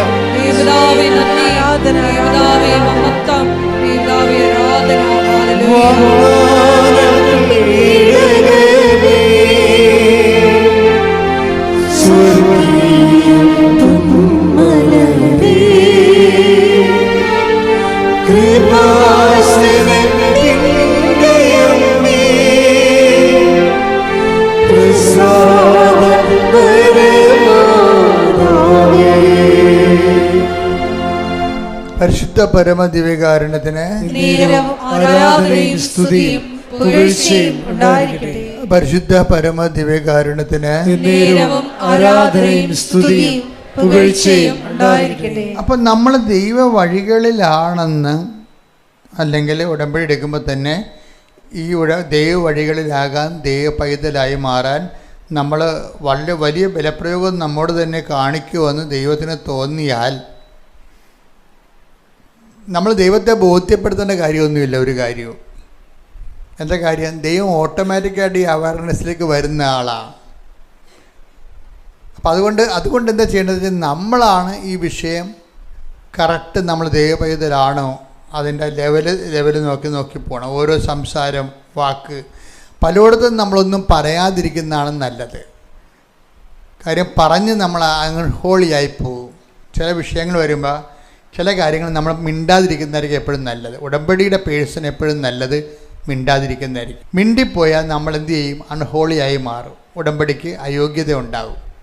ഉടമ്പടിക്ക് അയോഗ്യത, നമ്മൾ അവരോട് റഫായിട്ട് സംസാരിച്ചു, അപ്പോൾ അവർ വേറെ രീതി, അവരുടെ കാടംമുടം സംഭവം ആൾക്കാരാണെന്നുണ്ടെങ്കിൽ അവരുടെ രീതി സ്റ്റാൻഡേർഡ് സംസാരിച്ചു. അപ്പം നമ്മൾ എപ്പോഴായാലും നമുക്ക് അവരുമായിട്ട് സംസാരിച്ച് പോകാൻ പറ്റത്തില്ല. അതെന്താ? നമ്മൾ ആദ്യമേ സൈലൻ്റ് ആകണം. സൈലൻ്റ് ആകുമ്പോൾ എന്താ പ്രശ്നം വെച്ച് കഴിഞ്ഞാൽ, നിങ്ങൾ എന്തുകൊണ്ടാണ് തർക്കിച്ച് ജയിക്കാൻ നോക്കിയിട്ട് ചിലപ്പോൾ അസഭ്യമൊക്കെ പറയേണ്ട കാര്യം എന്താണ്? നിങ്ങൾക്ക് നിങ്ങൾ മാത്രമേ ഉള്ളൂ എന്നുള്ള ഒരു ചിന്തയിൽ നിന്നാണ് അത് വരണത്. നിങ്ങൾ സംസാരിച്ച് മറ്റവരുടെ കീഴ്പ്പെടുത്താൻ വേണ്ടി ജൂഡോ കളിക്കുമ്പോൾ ഉണ്ടാകുന്ന വിഷയം നിങ്ങൾക്ക് നിങ്ങൾ മാത്രമേ ഉള്ളൂ എന്നുള്ള ഒരു ധാരണയിൽ നിന്നാണ്. നിങ്ങൾക്ക് നിങ്ങൾ മാത്രമേ ഉള്ളുമ്പോൾ ജോലി കിട്ടും. ജോലി ഒരു 3 ഇരട്ടി ശമ്പളത്തിലാണ് ജോലി അമ്മ കൊടുക്കുന്നത്. പക്ഷേ കവിത ഛർദ്ദിക്കും. അപ്പം ഇയാൾ പെട്ടെന്ന് ഡൗൺ ആകും. എന്താ കാര്യം? 3 കുഞ്ഞുങ്ങളെ പ്രസവിച്ചപ്പോൾ ഇവളുടെ ഛർദി ഈ ഭർത്താവ് കണ്ടതാണ്. കാര്യം ഇവളുടെ ഛർദി എന്ന് പറഞ്ഞാൽ സാധാരണ പ്രസവിക്കുന്ന സഹോദരിമാരുടെ ഛർദി പോലെ അല്ല. 8 മാസം ഛർദ്ദിക്കും. സാധാരണ ഒരു 3 ആഴ്ച അല്ലെങ്കിൽ ചിലർ 3 മാസമല്ലേ ഛർദ്ദിക്കത്തുള്ളൂ. ഇതങ്ങനെയല്ലേ, 8 മാസം ഛർദ്ദിക്കും. ആ ജോലി ആശുപത്രിയിൽ നിന്ന് പോകുന്ന ഉറപ്പാണ്. ആ ജോലി ആശുപത്രിയിൽ നിന്ന് പോകുമല്ലേ, സംശയമുണ്ടല്ലേ. അതുകൊണ്ട് തന്നെ ഈ പ്രൈവറ്റ് ആശുപത്രിക്കാരെ ഇവരെ ഡിസ്മിസ് ചെയ്യും. ഇതെല്ലാം ഓർത്തിട്ട് ജോസഫ് ഗ്രീരി ഉടനെ പറയും, ഇല്ല ഞങ്ങൾ ഉടമ്പടിയിലാണ്. അതാണ് വിഷയം. കാര്യം 3 പ്രസവത്തിൻ്റെ ഛർദ്ദിക്കൽ കണ്ട് 2002 വർഷം 4 മാസം കൊണ്ട് ഛർദ്ദിച്ച പാർട്ടിയാണിത് 3 കുഞ്ഞുങ്ങളെ പ്രസവിക്കാൻ വേണ്ടി. അപ്പോഴേ അവളുടെ അവസ്ഥയും അവളുടെ എല്ലും കോലും ആകണതും പിന്നെ ഭക്ഷണം കഴിക്കാൻ പറ്റാതെ വരണതും ഗ്യാസ് കയറണതും സംഭ്രമിക്കണതും ഉറക്കമില്ലാത്തതുമായിട്ടുള്ള രാത്രികളാണ് ഇനി വരാൻ പോണത്. ഇത് കണ്ട് പകച്ച സമയത്ത് പെട്ടെന്ന് പുള്ളിന്ന് പകച്ചും പറയും, ഇല്ല ഞങ്ങൾ അന്ന് ഉടമ്പടിയിലല്ല, ഇന്ന് ഞങ്ങൾ ഉടമ്പടിയിലാണ്. കൈയടിച്ച് ശ്രദ്ധിക്കട്ടെ. ഹല്ലേലൂയ.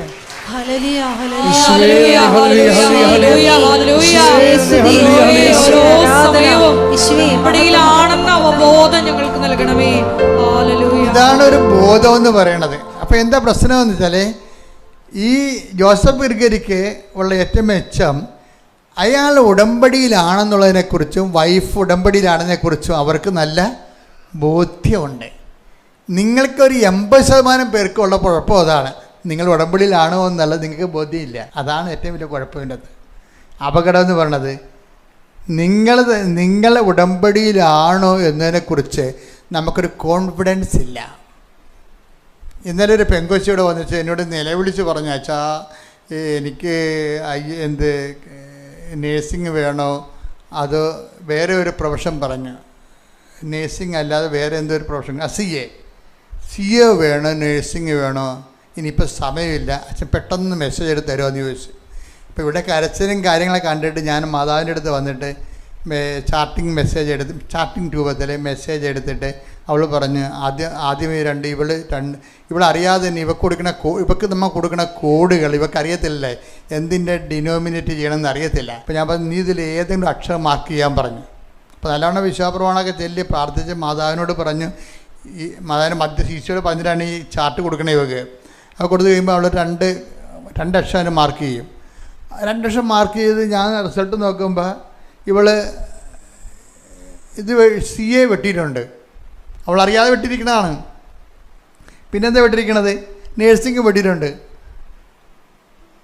അപ്പോഴേ എനിക്ക് ഒരു ഡൗട്ട്,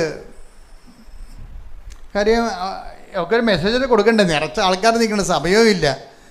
ഞാൻ പിന്നെ കുഞ്ഞിൻ്റെ കരുതൽ കണ്ടിട്ട് വീണ്ടും ഒരു പ്രാവശ്യം കൂടി ട്രൈ ചെയ്ത് ഒരു മെസ്സേജ് കൂടി എടുത്ത് ഇതിൽ വേറെ ഡിനോട്ടിങ് നമ്പർ കൊടുത്ത് കൺഫ്യൂസ്ഡ് ആക്കിയിട്ട് വീണ്ടും ഇവൾക്ക് ലെറ്റേഴ്സ് കൊടുക്കും. ലെറ്റേഴ്സ് കൊടുക്കുമ്പോൾ ഇവളത് മാർക്ക് ചെയ്യും. ഞാൻ റിസൾട്ട് നോക്കുമ്പോൾ വീണ്ടും ഇവൾ വെട്ടിയിരിക്കുകയാണ്, നേഴ്സിങ്ങും അതുപോലെ തന്നെ CAയും. അപ്പോഴേ ഞാൻ ചോദിച്ചു, നീ ഉടമ്പടിയിലല്ലേ? അവന് ഉടമ്പടി തെറ്റിപ്പോയിച്ചാന്ന്. അതാണ് വിഷയം. നിങ്ങൾ ഉടമ്പടിയിലല്ല. ഞാനെങ്ങനെ അത് മനസ്സിലാക്കിയത്, 2 പ്രാവശ്യവും ഇവൾ അറിയാതെ തന്നെ ഇവളുടെ profession God is not interested. അത് നമ്മൾ വളരെ ശ്രദ്ധിക്കും. ഇതിപ്പോൾ നമ്മൾ മെസ്സേജ് എടുക്കുമ്പോഴാണ് നിങ്ങളുടെയൊക്കെ അവസ്ഥ അറിയാൻ പോണത്. ദൈവം ഇൻട്രസ്റ്റഡ് അല്ല, മെസ്സേജ് കൺഫ്യൂസ്ഡ് ആണ്. നിങ്ങളുടെ ഇത് നമുക്ക് വൈറ്റ് ആൻഡ് ബ്ലാക്ക് ആയിട്ട് കിട്ടുന്ന റിസൾട്ടാണ്. അപ്പം നിങ്ങളുടെ ഒരു അവസ്ഥ ഒന്ന് നിങ്ങൾ ചിന്തിക്കണം. നിങ്ങളുടെ പല കാര്യം മൂവ്മെൻ്റ് ഇല്ലാത്തതിൻ്റെ കാരണം God is not interested in your covenant. അതിൻ്റെ കാര്യം എന്താണ്? You are not interested. നിങ്ങൾക്ക് അതിൻ്റെ താല്പര്യമില്ല. നിങ്ങൾ ഉടമ്പടിയല്ല ജീവിക്കണത്. നിങ്ങളിവിടെ കൊണ്ടുവന്ന് ഏതൊക്കെ ഇട്ടെന്ന് പറഞ്ഞ സത്യമാണ്. ഓരോ തിരി കത്തിച്ച് പ്രാർത്ഥിക്കുന്നുണ്ട്. പക്ഷേ you are not in covenant. നിങ്ങൾ ഉടമ്പടിയിലല്ല. ഇത് ഒരു 50% ആൾക്കാർക്കും പറ്റുന്ന അബദ്ധമാണ്. കാര്യം എന്താണ്? ഇത് നമ്മൾ ദൈവത്തോടെ ഉടമ്പടി ചെയ്യണത്, പക്ഷെ ദൈവം ഈ ഉടമ്പടി അക്സെപ്റ്റ് ചെയ്തിട്ടില്ല. നമ്മൾ അക്സെപ്റ്റ് ചെയ്യണമെന്നുണ്ടെങ്കിൽ എന്താ ചെയ്യണം? അതുകൊണ്ടാണ് ജോസഫ് ഗ്രിഗറി പറയണത്. എന്താ, കവിത ശ്രദ്ധിച്ചപ്പോൾ എനിക്കൊന്നും തോന്നിയില്ല. എന്താ കാര്യം? അന്ന് അവൾ 2 കൊല്ലം 3 കുഞ്ഞുങ്ങളെ പ്രസവിക്കാൻ 2 കൊല്ലം ഛർദ്ദിച്ച ആളാണ്. 8 മാസം വെച്ച് അവൾ വശകടായിപ്പോയി. പക്ഷേ അന്ന് ഞങ്ങൾ ഉടമ്പടിയിലല്ലായിരുന്നു, ഇന്ന് ഞങ്ങൾ ഉടമ്പടിയിലാണ്. എൻ്റെ മക്കളെ പിന്നെ കവിത ഛർദ്ദിച്ചിട്ടില്ല. ആ കുഞ്ഞിനെ പ്രസവിക്കണവരെ ആ 9 മാസവും കവിത ഛർദ്ദിച്ചിട്ടില്ല. എന്താ കാര്യം? ജോസഫ് ഗ്രിഗറി കർത്താവിൻ്റെ തിരുസന്നിധിയിൽ കട്ടായം നിൽക്കുകയാണ്. എന്താണ്? We are in covenant. ഞങ്ങൾ ഉടമ്പടിയിലാണ്. ശ്രുതികട hallelujah. Hallelujah hallelujah hallelujah hallelujah hallelujah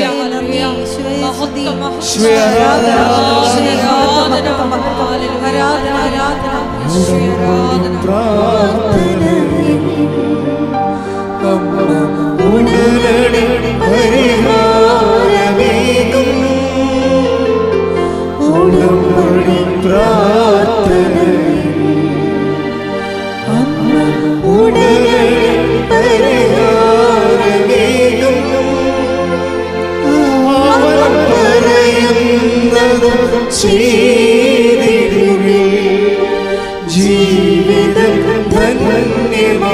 തീർന്നിടും. അവൻ പറയുന്നതും ചെയ്തിടുകിൽ ജീവിതം ധന്യമായി തീർന്നിടും. പരിശുദ്ധ പരമദിവ്യകാരുണ്യത്തിന് നേരവും ആരാധനയും സ്തുതിയും പുകഴ്ചയും ഉണ്ടായിരിക്കട്ടെ. പരിശുദ്ധ പരമദിവ്യകാരുണ്യത്തിന് നേരവും ആരാധനയും സ്തുതിയും പുകഴ്ചയും ഉണ്ടായിരിക്കട്ടെ. പരിശുദ്ധ പരമദിവ്യകാരുണ്യത്തിന് നേരവും ആരാധനയും സ്തുതിയും പുകഴ്ചയും ഉണ്ടായിരിക്കട്ടെ. ഒന്നാമത്തെ എനിക്ക് തോന്നുന്നത് എൻ്റെ സഹോദരങ്ങൾക്ക് വരുന്നൊരു ബുദ്ധിമുട്ടെന്ന് നിങ്ങൾ ഈ പല കൺവെൻഷനുകളിലും കൂടി കേട്ട് കുറേ പാട്ടും പാടി കൈയും അടിച്ച് പിരിഞ്ഞു പോയ ആൾക്കാരാണ്. അപ്പോൾ ദൈവാനുഭവം എന്ന് പറയുന്നത് ഇതുപോലെ സംഭവങ്ങൾ കേൾക്കുക, പാടുക, പ്രാർത്ഥിക്കുക, വിശ്വാസത്തിൽ വളരുക. വിശ്വാസത്തിൽ വളരാൻ പറ്റില്ലെന്നല്ല, വിശ്വാസം വളർന്നിട്ടാണല്ലോ കേരള സഭ വരെ എത്തിയത്. പക്ഷെ അതല്ല, ഉടമ്പടി എന്ന് പറയുമ്പോൾ ഈ ഫോർമാറ്റ് ഉപയോഗിക്കാൻ പറ്റത്തില്ല. ഉടമ്പടി എന്ന് പറയണത് കേൾക്കുകയല്ല, അവൻ പറയണ പോലെ കേൾക്കുകയല്ല, അവൻ പറയണ പോലെ പ്രാർത്ഥിക്കുകയുമല്ല, അവൻ പറയണ പോലെ ചെയ്യുകയാണ്. അതാണ് പ്രശ്നം. ചെയ്യുമ്പോൾ സൂക്ഷിക്കേണ്ട കാര്യം എന്താണ്? ചെയ്യണത് നമുക്ക് എപ്പോഴും പറഞ്ഞാൽ യാന്ത്രികമായിട്ട് നമുക്ക് ചെയ്യാം, എന്തെല്ലാം കാര്യങ്ങൾ ആൾക്കാർ ചെയ്യുമ്പോൾ സാമൂഹ്യമാണോ കൃപാവരമാണോ എന്ന് എൻ്റെ മക്കൾ നോക്കണം. നമ്മുടെ പ്രവൃത്തികൾക്ക് രണ്ട് തരം കളറുണ്ട്. ഒന്ന് അതിൻ്റെ ഒരു സാമൂഹ്യ മാനമുണ്ട്. ഇപ്പോൾ വെള്ളപ്പൊക്കത്തിന് നമ്മൾ എന്തുമാത്രം ആൾക്കാർ അങ്ങോട്ടും ഇങ്ങോട്ടും സഹായിച്ചില്ലേ? അതെന്താ? നമ്മൾ സാമൂഹ്യ ജീവികൾ എന്ന രീതിയിലാണ് ചില ആൾക്കാർ സഹായിച്ചിരിക്കുന്നത്. പക്ഷേ ഒരു ഉടമ്പടിയിലുള്ള ആളാണ് അവിടെ വെള്ളപ്പെട്ടെന്ന് സഹായിക്കണമെന്നുണ്ടെങ്കിൽ എന്ത് ചെയ്യും? അവരെ കൃപാവര ഫോർമാറ്റ് ഉപയോഗിക്കത്തുള്ളൂ. എന്താ കാര്യം? ക്രിസ്തുനാമത്തിൻ്റെ മഹത്വത്തിനായി, എൻ്റെ ക്രിസ്തു സാക്ഷ്യത്തിൻ്റെ വകയായി. അതാണ് വിഷയം. ക്രിസ്തുനാമത്തിൻ്റെ മഹത്വത്തിനായും എൻ്റെ ക്രിസ്തു സാക്ഷ്യത്തിൻ്റെ വകയായി. കാര്യം ഞാൻ എന്താണ്? ക്രിസ്തു എന്നോട് പറഞ്ഞിട്ടുണ്ട്, ഞാൻ രോഗിയായിരുന്നു, നിങ്ങൾ എന്നെ സന്ദർശിച്ചു. അപ്പം അതാണ് വിഷയം. അപ്പം അത് സാമൂഹ്യമല്ല, അത് കൃപാവരമാണ്. ക്രിസ്തുവിൻ്റെ നാമത്തിൽ ചെയ്യുന്നതാണ് എല്ലാം കൃപാവരം എന്ന് പറയുന്നത്. മനുഷ്യൻ്റെ നാമത്തിൽ ചെയ്യുന്നതാണ് സാമൂഹ്യ പ്രവർത്തനം. ഉടമ്പടിയിൽ എന്താ വിഷയം? ഉടമ്പടിയിൽ നമ്മൾ ചെയ്യണത് ഓരോ പ്രവർത്തനങ്ങളും അവൻ പറയണത് പോലെയാണ് നമ്മൾ ചെയ്യണത്. അതാണ് അവൻ പറയണ പോലെ ചെയ്യുന്ന പ്രവർത്തനം സാമൂഹ്യ പ്രവർത്തനം അല്ല. അത് ഇതൊക്കെ ഞങ്ങളും ചെയ്യണം, അതിൻ്റെ ഇരട്ടി ഞങ്ങൾ ചെയ്യണമെന്ന് പറയും. നിങ്ങൾ ഇപ്പോൾ രോഗികളെ സന്ദർശിക്കാൻ പോകുമ്പോൾ ഞങ്ങൾ ഒന്നും രണ്ടും രോഗികളെ സന്ദർശിക്കണം, ഞങ്ങളൊരു ആശുപത്രിയിലുള്ള മൊത്തം ആൾക്കാർക്കാണ് ഞങ്ങൾ കണ്ണട വാങ്ങിച്ചു കൊടുത്തിരിക്കണമെന്ന് ചിലപ്പോൾ റോട്ടറി ക്ലബ്ബുകാർ പറയും. Okay, this good. പക്ഷേ അതെന്താണ്? സാമൂഹ്യ പ്രവർത്തനമാണ്. നിങ്ങൾ ചിലപ്പോൾ ഒരാൾക്കെ ചിലപ്പോൾ ഈ കഷ്ടപ്പെട്ട് വീട്ടിൽ നിന്ന് കയറിപ്പോയി ഒരാളെ മാത്രമേ കണ്ടു കാണത്തുള്ളൂ. അയാളെ കാണാൻ വേണ്ടിയാണ് നിങ്ങൾ വീട്ടിൽ നിന്ന് ഇറങ്ങിയിരിക്കണതും 4ാം നില പോയി കാണുന്നത്. ആശുപത്രി പോയാൽ നമുക്കറിയാം, ലിഫ്റ്റ് നമുക്ക് യാത്രക്കാർക്ക് സന്ദർശകർക്ക് ലിഫ്റ്റില്ലല്ലോ. ലിഫ്റ്റ് ആർക്കാണ് ഉള്ളത്? രോഗികൾക്കേ ലിഫ്റ്റുള്ളൂ, അത്യാവശ്യമുള്ള രോഗികൾക്ക്. അപ്പം നമ്മളെന്ത് ചെയ്യണം? നമ്മൾ ആ 4ാം നിലയിൽ നമ്മുടെ ഈ അസ്ഥി ഒടിഞ്ഞ് കിടക്കുന്ന രോഗിയെ കാണാൻ വേണ്ടി ചെല്ലുമ്പോൾ ആ വീട്ടിൽ നിന്ന് ഇറങ്ങുന്നത് ഉൾപ്പെടെ ഈ സ്റ്റെപ്പുകൾ കയറുന്നതെല്ലാം കൃപാവര പ്രവൃത്തിയാണ്. ഈ സ്റ്റെപ്പുകൾ രോഗിയെ കാണാൻ ചെല്ലുമ്പോൾ സ്റ്റെപ്പ് കയറുമ്പോൾ നിങ്ങൾ എന്ത് ചെയ്യണം? ജവമാല നിങ്ങളുടെ കയ്യിലുണ്ടാകണം. അണച്ചണച്ചായിരിക്കും. കാര്യം വെച്ചാൽ നമ്മൾ കസേര ഇരുന്ന് AC ഇരുന്നുണ്ട്, പായൻ്റെ താഴെ ഇരുന്നുണ്ട് ഒരു സ്വർഗസ്വനായ പിതാവ് ചെല്ലണതിന് അതൊരു പിച്ചളയാണെന്നുണ്ടെങ്കിൽ ഈ അണച്ചണച്ച് സ്റ്റെപ്പ് കയറി നമ്മൾ ഒരു സ്വർഗസ്വനായ പിതാവ് ചെല്ലുമ്പോൾ അത് ഗോൾഡായിട്ട് കൺവേർട്ട് ചെയ്യും. അതാണ് എൻ്റെ വിഷയം. അത് മനസ്സിലാക്കണം. നിങ്ങൾ ആശുപത്രി പോകുമ്പോൾ നിങ്ങൾ ക്രിസ്തുവിൻ്റെ നാമത്തിലാണ് പോണത്. അത് കൃപാവര പ്രവൃത്തിയാണ്, സാമൂഹ്യ പ്രവർത്തനമല്ല. പ്രാർത്ഥിക്കുക, കർത്താവായ ദൈവമേ, ഉടമ്പടി മക്കളായ ഞങ്ങൾ ചെയ്യുന്ന എല്ലാ പ്രവൃത്തികളും കൃപാവര പ്രവർത്തനങ്ങളായി മാറാൻ ക്രിസ്തുവിന്റെ നാമത്തിന്റെ മഹത്വത്തിനായി പരസ്നേഹത്തോടെ ജീവിക്കാൻ പ്രവർത്തിക്കുവാൻ ഞങ്ങളെ സുവിശേഷത്തിന്റെ ഉപകരണമാക്കണമേ. ഹല്ലേലൂയ ഹല്ലേലൂയ ഹല്ലേലൂയ ഹല്ലേലൂയ യേശുവേ നന്ദി, യേശുവേ സ്തുതി, യേശുവേ ആരാധന ആരാധന ദൈവദാവേ നന്ദി, ദൈവദാവേ മഹത്വം, ദൈവദാവേ ആരാധന ആരാധന. കൈകൾ വീശിക്കൊണ്ട് ആരാധന യേശുവേ ആരാധന ആരാധന ആരാധന യേശുവേ ആരാധന പരിശുദ്ധ പരമ ദിവ്യകാരുണ്യത്തിന് നേരവും ആരാധനയും സ്തുതിയും പുകഴ്ചയും ഉണ്ടായിരിക്കട്ടെ. അപ്പോൾ നമ്മളുടെ നിലപാടും പ്രവർത്തനങ്ങളും കാരണം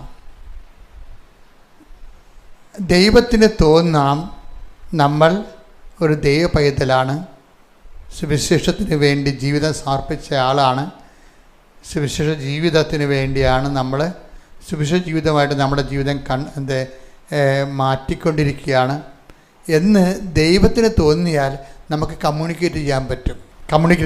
നമ്മൾ പറയണതെല്ലാം ദൈവം കേൾക്കും, അതിനെല്ലാം കൃത്യമായ മറുപടിയും വരും.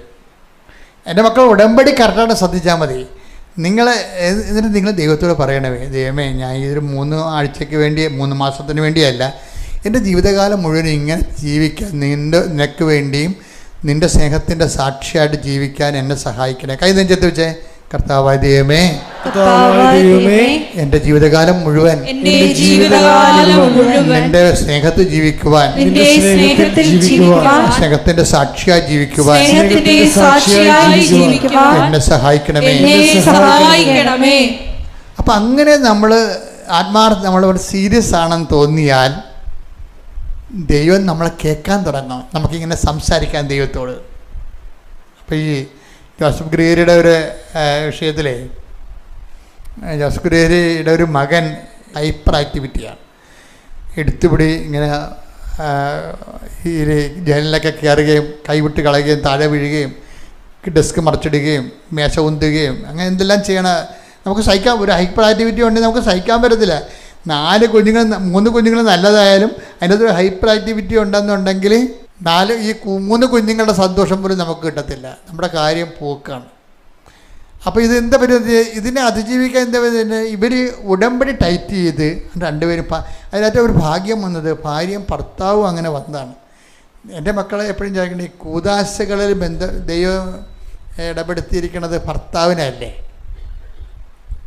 അപ്പോഴും ഭർത്താവ് ഇപ്പോൾ ചിലപ്പോൾ ദൈവത്തിൻ്റെ വഴികളിലല്ല എന്നുണ്ടെങ്കിലും വൈഫ് ഒന്ന് ഉപവസിക്കുകയാണെങ്കിൽ കർത്താവ് എൻ്റെ ജീവിത പങ്കാളിയെ കൂടി ഉടമ്പടി പങ്കാളിയാക്കി തരണമെന്ന് പറഞ്ഞാൽ ദൈവം തരും. കാര്യം എന്താണ്, നിൻ്റെ കൂദാശകളിലൂടെ ദൈവമായിട്ട് അയാൾ ദൈവപരമായിട്ട് ഐക്യപ്പെട്ട ആളായിരുന്നു. ഇപ്പോഴാണ് അയാൾക്ക് കുറച്ച് പ്രശ്നങ്ങളൊക്കെ ഉണ്ടായിട്ട് അയാൾ ദൈവത്തിൽ നിന്ന് അകന്നു പോയിരിക്കുന്നത്. പക്ഷെ നീ ഒരു വ്യക്തിയാണ് ഇതിൻ്റെ ആള്. അയാൾ ശാന്തതയോടെ, ഇപ്പോൾ അയാളെ മൊബൈലിൽ വേറെ പെണ്ണുങ്ങൾ അയാളെ വിളിച്ചെന്നൊക്കെ പറഞ്ഞ് എൻ്റെ അടുത്ത് വരുവേ, അതല്ല സംഭവം. അയാൾ എൻ്റെ ജീവിത പങ്കാളിയായിട്ട് ഞാൻ കൈപിടിച്ച ഒരാളാണ്. അയാൾ എന്നിൽ നിന്ന് പിരിഞ്ഞു പോയാൽ, മാനസികമായിട്ടെങ്കിലും പിരിഞ്ഞു പോയാൽ അതിൻ്റെ അർത്ഥം കർത്താവ് ആണ് അയാളെ ഐക്യപ്പെടുത്തി തരാൻ. കർത്താവാണ് ആദ്യത്തെ ആൾ. അയാൾക്ക് വേണ്ടി വാദിക്കുകയും പ്രാർത്ഥിക്കുകയും ചെയ്യേണ്ട ആൾ ഭാര്യ എന്ന രീതി ഞാനാണ്. അപ്പോഴങ്ങനെ രീതിയിൽ ദൈവ പൈതൽ അങ്ങനെ ചിന്തിക്കേണ്ടത്. ദൈവത്തെ അറിയാൻ പാടില്ലാത്ത കുറേ പന്നി ജീവിതം ജീവിക്കുന്ന ആൾക്കാരില്ലേ, അവരെന്താ പറയണത്, താൻ വേറെ പെണ്ണുങ്ങടുത്ത് പോയാൽ ഞാൻ വേറെ ആണുങ്ങടുത്ത് പോകും, അങ്ങനെയല്ലേ പറയണത്. അതാണ് സംഭവം. അത് ദൈവത്തെ അറിയത്തില്ല അവർക്ക് ഈ വിഷയത്തെ എങ്ങനെ കൈകാര്യം ചെയ്യേണ്ടെന്ന് അറിയത്തില്ല. അവർ ഇരുട്ട് കൊണ്ട് ഊട്ടടക്കാൻ പോവുകയാണ്. അപ്പം അതല്ല ചെയ്യും ദൈവ പൈതൽ, അങ്ങനെയല്ല ചെയ്യേണ്ടത്. ദൈവ പൈതൽ ചെയ്യേണ്ടതെന്ന് വെച്ച് കഴിഞ്ഞാൽ, കർത്താവേ എൻ്റെ ജീവിത പങ്കാളിയെ എനിക്ക് തിരിച്ചു തരേണ്ടത് നിൻ്റെ കൂടെ ചുമതലയാണ്. ഞാനതിനെന്ത് ചെയ്യും, ഞാൻ ഉടമ്പടിയിൽ നിന്നോട് ജീവിക്കും, അയാൾക്ക് വേണ്ടി പ്രാർത്ഥിക്കും. ഒരക്ഷരം എതിര് പറയരുതെന്ന് ഞാൻ പറയത്തുള്ളൂ. ഒരക്ഷരം എതിര് പറയരുത്. ചാടിപ്പോയി വീട്ടിൽ നിന്നിട്ട് കാര്യമില്ല മക്കളെ. ചാടിപ്പോയി വീട്ടിൽ നിൽക്കുന്നത് കൊണ്ടൊന്നും അല്ല. അപ്പോഴെന്താ പറ്റണത്, അയാൾ പണ്ട് മൊബൈലിൽ വിളിച്ച പെണ്ണിനെ നീ ചാടിപ്പോയി നിൽക്കുമ്പോൾ അയാളെ വീട്ടിൽ നിൻ്റെ അസാന്നിധ്യത്തിൽ വീട്ടിൽ വിളിച്ചു വരുത്തും. അത്രേ ഉള്ള സംഭവം. പെണ്ണുങ്ങളെ 10 പൊട്ടികളാണെന്ന കാര്യത്തിൽ ഒരു സംശയമില്ല. കാര്യം നിങ്ങളെല്ലാം കൂടി ഒന്നിനെ കൈകാര്യം ചെയ്യരുത്, ഞാനുള്ള കാര്യം പറയണതാണ്. എന്താ പ്രശ്നം വെച്ച് കഴിഞ്ഞാൽ, ഇതുപോലെ ആരംഭശൂരത്വം കാണിക്കും. ആരംഭശൂരത്വം കാണിച്ചു കഴിയുമ്പോൾ കുറച്ച് കഴിയുമ്പോൾ നിങ്ങൾക്ക് തന്നെ മനസ്സിലാകും എന്താ കാര്യം. നിങ്ങൾക്ക് വന്ന് മോങ്ങി അമ്മയോട് പറയാം, ആര്യയോട് പറയാം, അല്ല ഭർത്താവിനോട് പറയാമെന്നൊക്കെ അല്ലേ ഉള്ളൂ. അത്രയല്ലേ ഉള്ളൂ. ഭർത്താവിനോടല്ലേ, ആങ്ങളോട് പറയാം. എൻ്റെ മക്കളെ ഇതിന് നിങ്ങളൊക്കെ ആയിരിക്കണം അവർ. അങ്ങനെയാണ് മകളെ, ഇങ്ങനെയാണ് മകളെ, അവരിക്കട്ടെ വരട്ടെ. ആര് വരാം, അവനൊന്നും ഇനി വരാൻ പോണില്ല. അമ്മ ഇരുന്നിട്ട് പറയുകയാണേ, അമ്മ ഉള്ളി അറിയണ സമയത്ത് അവരിക്കട്ടെ വരട്ടെ. അവനങ്ങനെയാണ് പറഞ്ഞത്. കാണിച്ചു കൊടുക്കാതെ ആര് കാണിക്കുക. ഈ അമ്മയും മകളും കൊണ്ട് ഇവിടെ ഇരിക്കാവുള്ളൂ. അവൻ വരത്തൊന്നുമില്ല. അങ്ങനെയല്ല വിഷയം കൈകാര്യം ചെയ്യേണ്ടത്. നിങ്ങൾക്ക് കുറച്ച് കഴിയുമ്പോൾ നിങ്ങൾക്ക് തന്നെ തോന്നും നിങ്ങൾക്ക് ഉദ്യോഗസ്ഥരാണെന്നുള്ളതിൻ്റെ കൊമ്പിൽ പോകുന്നതായിരിക്കും ചിലപ്പോൾ. ഉദ്യോഗസ്ഥൻ എന്ന് പറഞ്ഞാൽ ആഫ്റ്റർ ഓൾ എന്താണ്? പണമല്ലേ. ഉദ്യോഗസ്ഥനാണെന്നുള്ള കൊമ്പിലല്ല നിങ്ങൾ പോന്നിരിക്കണേ. ഇപ്പോൾ അവനെ ടച്ചും പോന്നിരിക്കണത്, കുടുംബത്തിൽ നിന്ന് ഇറങ്ങി പോകുന്നത്. ഉദ്യോഗസ്ഥൻ എന്ന് പറഞ്ഞാൽ എന്താ നിങ്ങൾക്ക് കിട്ടാൻ പോണത്? പണം. ഇപ്പം എന്ത് പറ്റി? ഇപ്പോൾ തൊഴിലുറപ്പുകാർ ഉദ്യോഗസ്ഥരായില്ലേ? പല തൊഴിലുറപ്പുകാരും ഈ കിട്ടിയിരിക്കുന്ന 350 രൂപയിൽ വാശി പിടിച്ചിട്ട് വീട്ടിൽ നിന്ന് ഇറങ്ങിയപ്പോൾ എനിക്ക് കാശുണ്ടല്ലോ എന്നും പറഞ്ഞ്. ഇതാണ് നിങ്ങൾ. ഈ ആൾക്കാരാണ് ഉടമ്പടി എടുക്കാൻ പോണത്. ഇതൊന്നുമല്ല. ഇതിനെല്ലാത്തിനേക്കാൾ വലുതാ ദൈവം. അപ്പോൾ എന്താ, നമ്മൾ ഈ വിഷയം ഒരു വിഷയം ഉണ്ടാകുമ്പോൾ ദൈവം എന്ത് സ്റ്റാൻഡ് എടുത്തിരിക്കണം നോക്കണം. എന്നിട്ട് കർത്താവ് എന്ന് തീരുമാനം എടുക്കുന്നു അന്ന് വരെ ദൈവം എന്നെ ഏൽപ്പിച്ച ആളിൻ്റെ കൂടെ തന്നെ ഞാൻ പൊറുക്കും. ഒറ്റ പ്രശ്നം ഇതിൻ്റെ അകത്ത് വരുന്നുള്ളൂ. അതായത് ഈ മനുഷ്യന് വല്ല എയ്ഡ്സോ വല്ലതും ആണെന്നുണ്ടെങ്കിൽ അതിന് മാത്രമേ പ്രോബ്ലം ഉള്ളൂ. ഇതിൻ്റെ അകത്ത് വേറെ ഒരു പ്രശ്നവും ഇല്ലത്തില്ല. എന്ന് വെച്ച് കഴിഞ്ഞാൽ എന്താ പ്രശ്നം ഇല്ലെന്ന് ജോസഫച്ചൻ പറഞ്ഞ കാര്യം വെച്ച് കഴിഞ്ഞാൽ, അപ്പം ജോസഫച്ചൻ പറയണത് ഇതുപോലുള്ള വ്യഭിചാരികളെ, വ്യഭിചാരിയാണെന്ന് നമ്മൾ കണ്ടില്ലല്ലോ. ഞാനെപ്പോഴേ സ്ത്രീയോട് ചോദിക്കും, നിങ്ങൾ കണ്ടോ?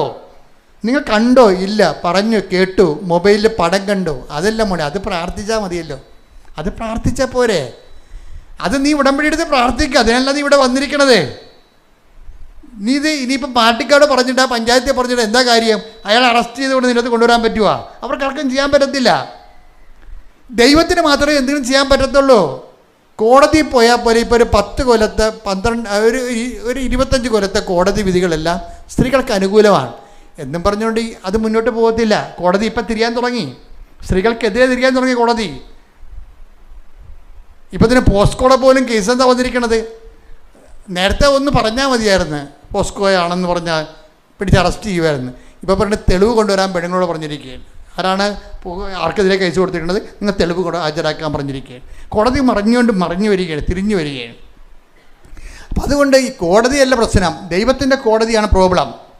ദൈവത്തിൻ്റെ കോടതിയിൽ വരുമ്പോൾ നമ്മളെപ്പോൾ ശ്രദ്ധിക്കേണ്ട കാര്യം, അവിടെ കുറേ മാർഗങ്ങളാണ് വരണത്. എന്താണ്? നിങ്ങൾ ആവശ്യമില്ലാത്ത വൈരാഗ്യം സൂക്ഷിക്കാതെ ഈ മനുഷ്യനെ സ്നേഹിക്കാൻ വേണ്ടി, അല്ലെങ്കിൽ ഈ മനുഷ്യനെ പറഞ്ഞൊരു കാര്യമില്ല, സ്ത്രീകളെയും അതുപോലെ വേട്ടയാടുന്ന എന്തുമാത്രം പുരുഷന്മാരുണ്ട്. അപ്പോൾ തൻ്റെ ജീവിത പങ്കാളികളെ വിട്ടിട്ട് വേറെ ഒരു ചുറ്റിക്കളി തുടങ്ങിയുള്ള കുഴപ്പം എന്താണെന്ന് വെച്ച് കഴിഞ്ഞാൽ, അങ്ങനെയുള്ളവർക്ക് ഉടമ്പടി ചെയ്യാൻ പറ്റത്തില്ല. ഉടമ്പടി ചെയ്യാൻ തന്നെയല്ല, കുറച്ച് കഴിയുമ്പോഴേക്ക് മനസ്സിലാവും ജീവിക്കാൻ തന്നെ അർഹതയില്ലെന്ന്. പിന്നെ ഞാൻ വേറെ എടുത്തിട്ടല്ലേ ഞാൻ ജീവിക്കണത്, എൻ്റെ കച്ചവടം ജീവിക്കണം. നിങ്ങളെ ഒരു 70 വയസ്സാകുമ്പോഴോ 60 വയസ്സാകുമ്പോഴോ ഒന്ന് പിന്തിരിഞ്ഞ് നോക്കൂ, നിങ്ങൾ ജീവിക്കല്ലായിരുന്നു നിങ്ങൾക്ക് മനസ്സിലാകും. അതായത് ദൈവത്തിൻ്റെ പേരിൽ കുടുംബത്തെയും ഒക്കെ വിട്ടിട്ടും കുഞ്ഞുങ്ങളെയും വിട്ടിട്ട് നിങ്ങളൊരു ഒറ്റക്കൊരു ജീവിതം ജീവിച്ചു നോക്കിയേ, നിങ്ങൾ ജയിച്ചാണെന്ന് തോന്നണതാണ്. ബൈബിൾ എന്താ പറയണത്? അവർ കുടിക്കുന്ന പോലെ തോന്നി, അവർ സ്വപ്നം കാണുന്നു, കുടിക്കുന്നൊന്ന് സ്വപ്നം കണ്ടു അവർ. പക്ഷെ വരണ്ട തൊണ്ടയുമായി എഴുന്നേറ്റ് വന്നെന്ന്. യെശയ്യാ 29:8 സിയോൻ പർവ്വതത്തിനെതിരെ യുദ്ധം ചെയ്യുന്ന ശത്രു സമൂഹം ഭക്ഷിക്കുന്നതായി സ്വപ്നം കണ്ടിട്ട് ഉണരുമ്പോൾ വിശക്കുന്നവനെ പോലെയും കുടിക്കുന്നതായി സ്വപ്നം കണ്ടിട്ട് വരണ്ട തൊണ്ടയുമായി ഉണരുന്നവനെ പോലെയും ആകും. അപ്പൊ ദൈവത്തിൻ്റെ മറുത്ത് ജീവിക്കുന്നവരെ കുറിച്ചായി പറയണത്. സിയോനെതിരെ യുദ്ധം ചെയ്യുന്നവരെ, ദൈവത്തോട് മറുത്ത് ജീവിക്കുന്നവരെ, ദൈവവചനത്തിന് മറുത്ത് ജീവിക്കുന്നവരുണ്ട്. ആ മറുത്ത് ജീവിക്കുന്നവർ എന്താണ്? തങ്ങൾ ജയിച്ചു, തങ്ങളെ ബിസിനസ്സിൽ നേടി. ചില വലിയ ബിസിനസ്സുകാർ സാത്താൻ സഭയിൽ പോയിട്ടില്ലേ? യവന്മാരൊക്കെ കുടുംബത്തിൻ്റെ ഇപ്പോഴത്തെ അവസ്ഥ ഒന്ന് നോക്കിക്കേ. കേരളത്തിൽ നിങ്ങൾക്കറിയാമല്ലോ, എനിക്കറിയാം ആൾക്കാരെ. അതിൻ്റെ വിഷയം എന്ന് വെച്ച് കഴിഞ്ഞാൽ അതെല്ലാം ഇങ്ങനെ സാത്താനെ പിടിച്ച് ജയിക്കുന്നതായിട്ട് അവർ സ്വപ്നം കാണും. ഭക്ഷിക്കുന്ന പോലെ സ്വപ്നം കാണുന്നു, എന്തോ അഭിവൃദ്ധി ഉണ്ടാക്കിയ പോലെ സ്വപ്നം കാണുന്നു, എന്തോ കുടിക്കുന്ന പോലെ സ്വപ്നം കാണുന്നു. പക്ഷേ എഴുന്നേറ്റ് വരുമ്പോൾ എന്ത് പറ്റും? വരണ്ട തുണ്ടയുമായി എഴുന്നേൽക്കുന്നത്. അതൊക്കെ സ്വപ്നമാണ് ശരിക്കും. ദൈവത്തെ മാറ്റി നിർത്തിക്കൊണ്ട് ഒരു ജീവിതം കരുപ്പിടിപ്പിക്കാൻ വേണ്ടി അത് വിജയകരമാണെന്ന് ആർക്കും തോന്നിയാൽ യു ആർ ഇൻ ഡ്രീം, നിങ്ങളെ സ്വപ്നം കാണുന്നവരാണ്. മറിച്ച് ജീവിതത്തിലൊരു പ്രശ്നം ഉണ്ടാകുമ്പോൾ തന്നെ നമ്മൾ നേരിട്ടങ്ങോട്ട് ഉടമ്പടിയിലേക്ക് മാറുകയാണ്. ഇതെന്താണ് ഇപ്പോൾ ജോസഫ് ഗ്രിഗറിയുടെ പ്രശ്നം എന്താ? അയാളുടെ മകന് ഹൈപ്പർ ആക്ടിവിറ്റിയാണ്. ഹൈപ്പർ ആക്ടിവിറ്റി അതിൻ്റെ പരിപാടി വെച്ചാൽ അവന് ക്ലാസ്സിൽ പോകും, 1 മണിക്കൂറിൽ അവിടെ അടിച്ചു തകർക്കും അവനെ ക്ലാസ്. അപ്പം തന്നെ സ്പെഷ്യൽ വണ്ടി പിടിച്ച് അവനെ സ്കൂളുകാർ വീട്ടിലോട്ട് അയക്കും. എന്നൊക്കെ ഇത്രയും പൊന്നുപോലെ പറഞ്ഞുകൊണ്ടിരുന്ന മനുഷ്യൻ്റെ ഒരു മകൻ്റെ അവസ്ഥയാണിത്. അവൻ ക്ലാസ്സിൽ പോകും, അവിടെ എല്ലാം അടിച്ചു തകർക്കും. 1 മണിക്കൂർ കഴിയുമ്പോൾ തന്നെ സ്പെഷ്യൽ ബസ്സിൽ വണ്ടി വിളിച്ച് അവർ വീട്ടിൽ കൊണ്ടുവന്നാക്കും സ്കൂളുകാർ. അപ്പോൾ ആ കാശ് നമ്മളെ കൊടുക്കണം. എന്തൊരു ഭാരമാണ്. ഉടമ്പടിയിലായി കഴിഞ്ഞപ്പോഴാണ് ജോസഫ് ഗ്രേ പറഞ്ഞത്, അതാണ് വിഷയം. അമ്മേ, ഇവൻ്റെ കാര്യത്തിൽ തീരുമാനമുണ്ടോ എന്ന് ചോദിച്ചു. കമ്മ്യൂണിക്കേഷൻ വേണ്ട, കാര്യം കമ്മ്യൂണിക്കേഷനാണ്. അവൻ പഠിക്കാൻ പോയ കാലം മുഴുവൻ ഇത് തന്നെ ഒരു പരിപാടി. ആ ഒറ്റ ചോദ്യമേ ചോദിച്ചിട്ടുള്ളേ. സ്കൂളുകാർ ചോദിക്കണേ, നിങ്ങൾ ഈ ആൻ്റണി വേണ്ടി എന്തും മറിമായമാണ് വീട്ടിൽ കാണിച്ചത്, അവൻ മിടുക്കനായ കുട്ടിയായിട്ടിരിക്കണമല്ല അന്ന് ക്ലാസ്സിൽ. അതാണ് സംഭവം. നമ്മൾ ഉടമ്പടിയിൽ സത്യസന്ധമാണെന്നുണ്ടെങ്കിൽ ദൈവത്തിന് തോന്നിയാൽ പിന്നെ ഒന്നുമില്ല. ഒരു തൈറോയിഡുമില്ല, ഒരു ക്യാൻസറുമില്ല, ഒരു എപ്പിലിപ്സിയുമില്ല, ഒരു ഹൈപ്പർ ആക്ടിവിറ്റിയും ഇല്ല. എൻ്റെ മക്കളെ, ഞാൻ നിങ്ങളെ ശാസിക്കുന്നുണ്ടെങ്കിൽ, ഞാൻ ശാസിച്ച് സംസാരിക്കുന്ന ആളാണ്, നിങ്ങൾക്കറിയാം. ആ ശാസിക്കുന്നുണ്ടെങ്കിൽ എൻ്റെ ഒരു പ്രധാനപ്പെട്ട കാരണം എന്താ? നിങ്ങൾ എത്രയും വേഗം ഈ ശാസന കേട്ടിട്ട് ദൈവത്തെങ്കിലേക്ക് വരണം. കേരളത്തിൽ ഒരു അച്ഛന്മാരും ശാസിക്കത്തില്ല ഇപ്പം, അല്ലേ? എല്ലാവരുടെയും പിള്ളേരെ നമ്മൾ തല്ലാത്തതുപോലെ തന്നെ അച്ഛന്മാർ, നിങ്ങളെ പണ്ടത്തെ അച്ഛന്മാർ ശാസിക്കുമായിരുന്നു. ഇപ്പം ശാസിക്കത്തില്ല. ഇപ്പം വല്ല കഥയൊക്കെ ഇക്കിളി കഥയൊക്കെ പറഞ്ഞ് ചിരിപ്പിച്ച് നല്ല കഥയൊക്കെ പറഞ്ഞ് ആൾക്കാരിങ്ങനെ സ്വപ്പിട്ട് നിർത്തിയേ ഉള്ളൂ.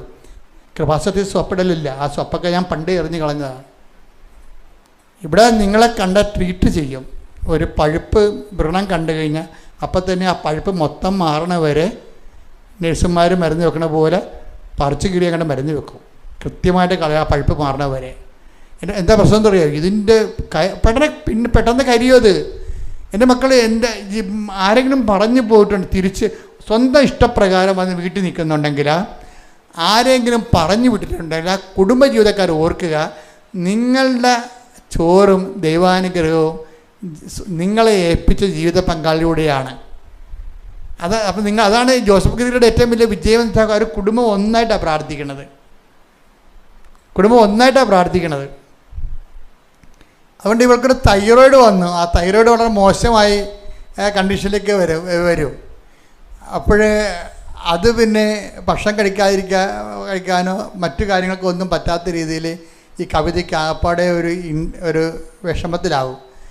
അപ്പോഴ് പ്രാർത്ഥന കേൾക്കുന്ന സമയത്ത് ഡെയിലി ബ്രെഡോ അല്ലെങ്കിൽ ഈ ദിവ്യകുർബാനയുടെ ആരാധനയിലേക്കുള്ള പ്രാർത്ഥന കേൾക്കുമ്പോൾ കർത്താവ് എന്നിലൂടെ സംസാരിക്കും. തൈറോയ്ഡ് രോഗികളെ കർത്താവ് സുഖപ്പെടുത്തുമെന്ന് പറയും. ആ സെക്കൻഡിൽ കവിതയുടെ തൈറോയ്ഡ് രോഗം അപ്രത്യക്ഷമാകും. എത്രയോ വർഷമുള്ളത്. അപ്പോൾ ഇതിൻ്റെ വിഷയമെന്ന് പറഞ്ഞാൽ എല്ലാം അതായത് ഇതിലെ സെക്കൻഡുകൾക്കുള്ളതാണ്. ഉടമ്പടി ഉടനടി പരിഹാരം എന്നല്ലേ? കറക്റ്റ് ഉടമ്പടിയാണെങ്കിൽ ഉടനടി പരിഹാരമാണ്. അതിന് സംശയമില്ല കാര്യത്തിൽ. നിങ്ങളെ ഇങ്ങനെ പ്രലോഭിപ്പിച്ചിട്ട് ഇതൊരു വിഷയം ഇങ്ങനെ റീച്ച് ഔട്ട് ചെയ്യാൻ വേണ്ടി പറയുന്ന ഒരു പരസ്യവാചകമല്ലത്. അമ്മ ആദ്യം ഉടമ്പടി തന്നപ്പോൾ എന്നോട് പറഞ്ഞതാണ് ഇത് ഉടനടി പരിഹാരമാണെന്ന്. കാര്യം എന്താണ്? സത്യസന്ധമാണ് ഉടമ്പടിയെങ്കിലും ഉടനടിയാണ് പരിഹാരം, ഒരു സംശയമില്ല. പ്രാർത്ഥിക്കുക, കർത്താവ് ദൈവമേ, ഉടമ്പടിയുടെ പ്രചാരകരും പ്രയോക്താക്കളുമാകാൻ പ്രേക്ഷിതരാകാൻ എന്നെ യഥാർത്ഥ ഉടമ്പടി ജീവിതത്തിലേക്ക് ദൈവസ്നേഹത്തോടെ പുനഃക്രമീകരിക്കണമേ.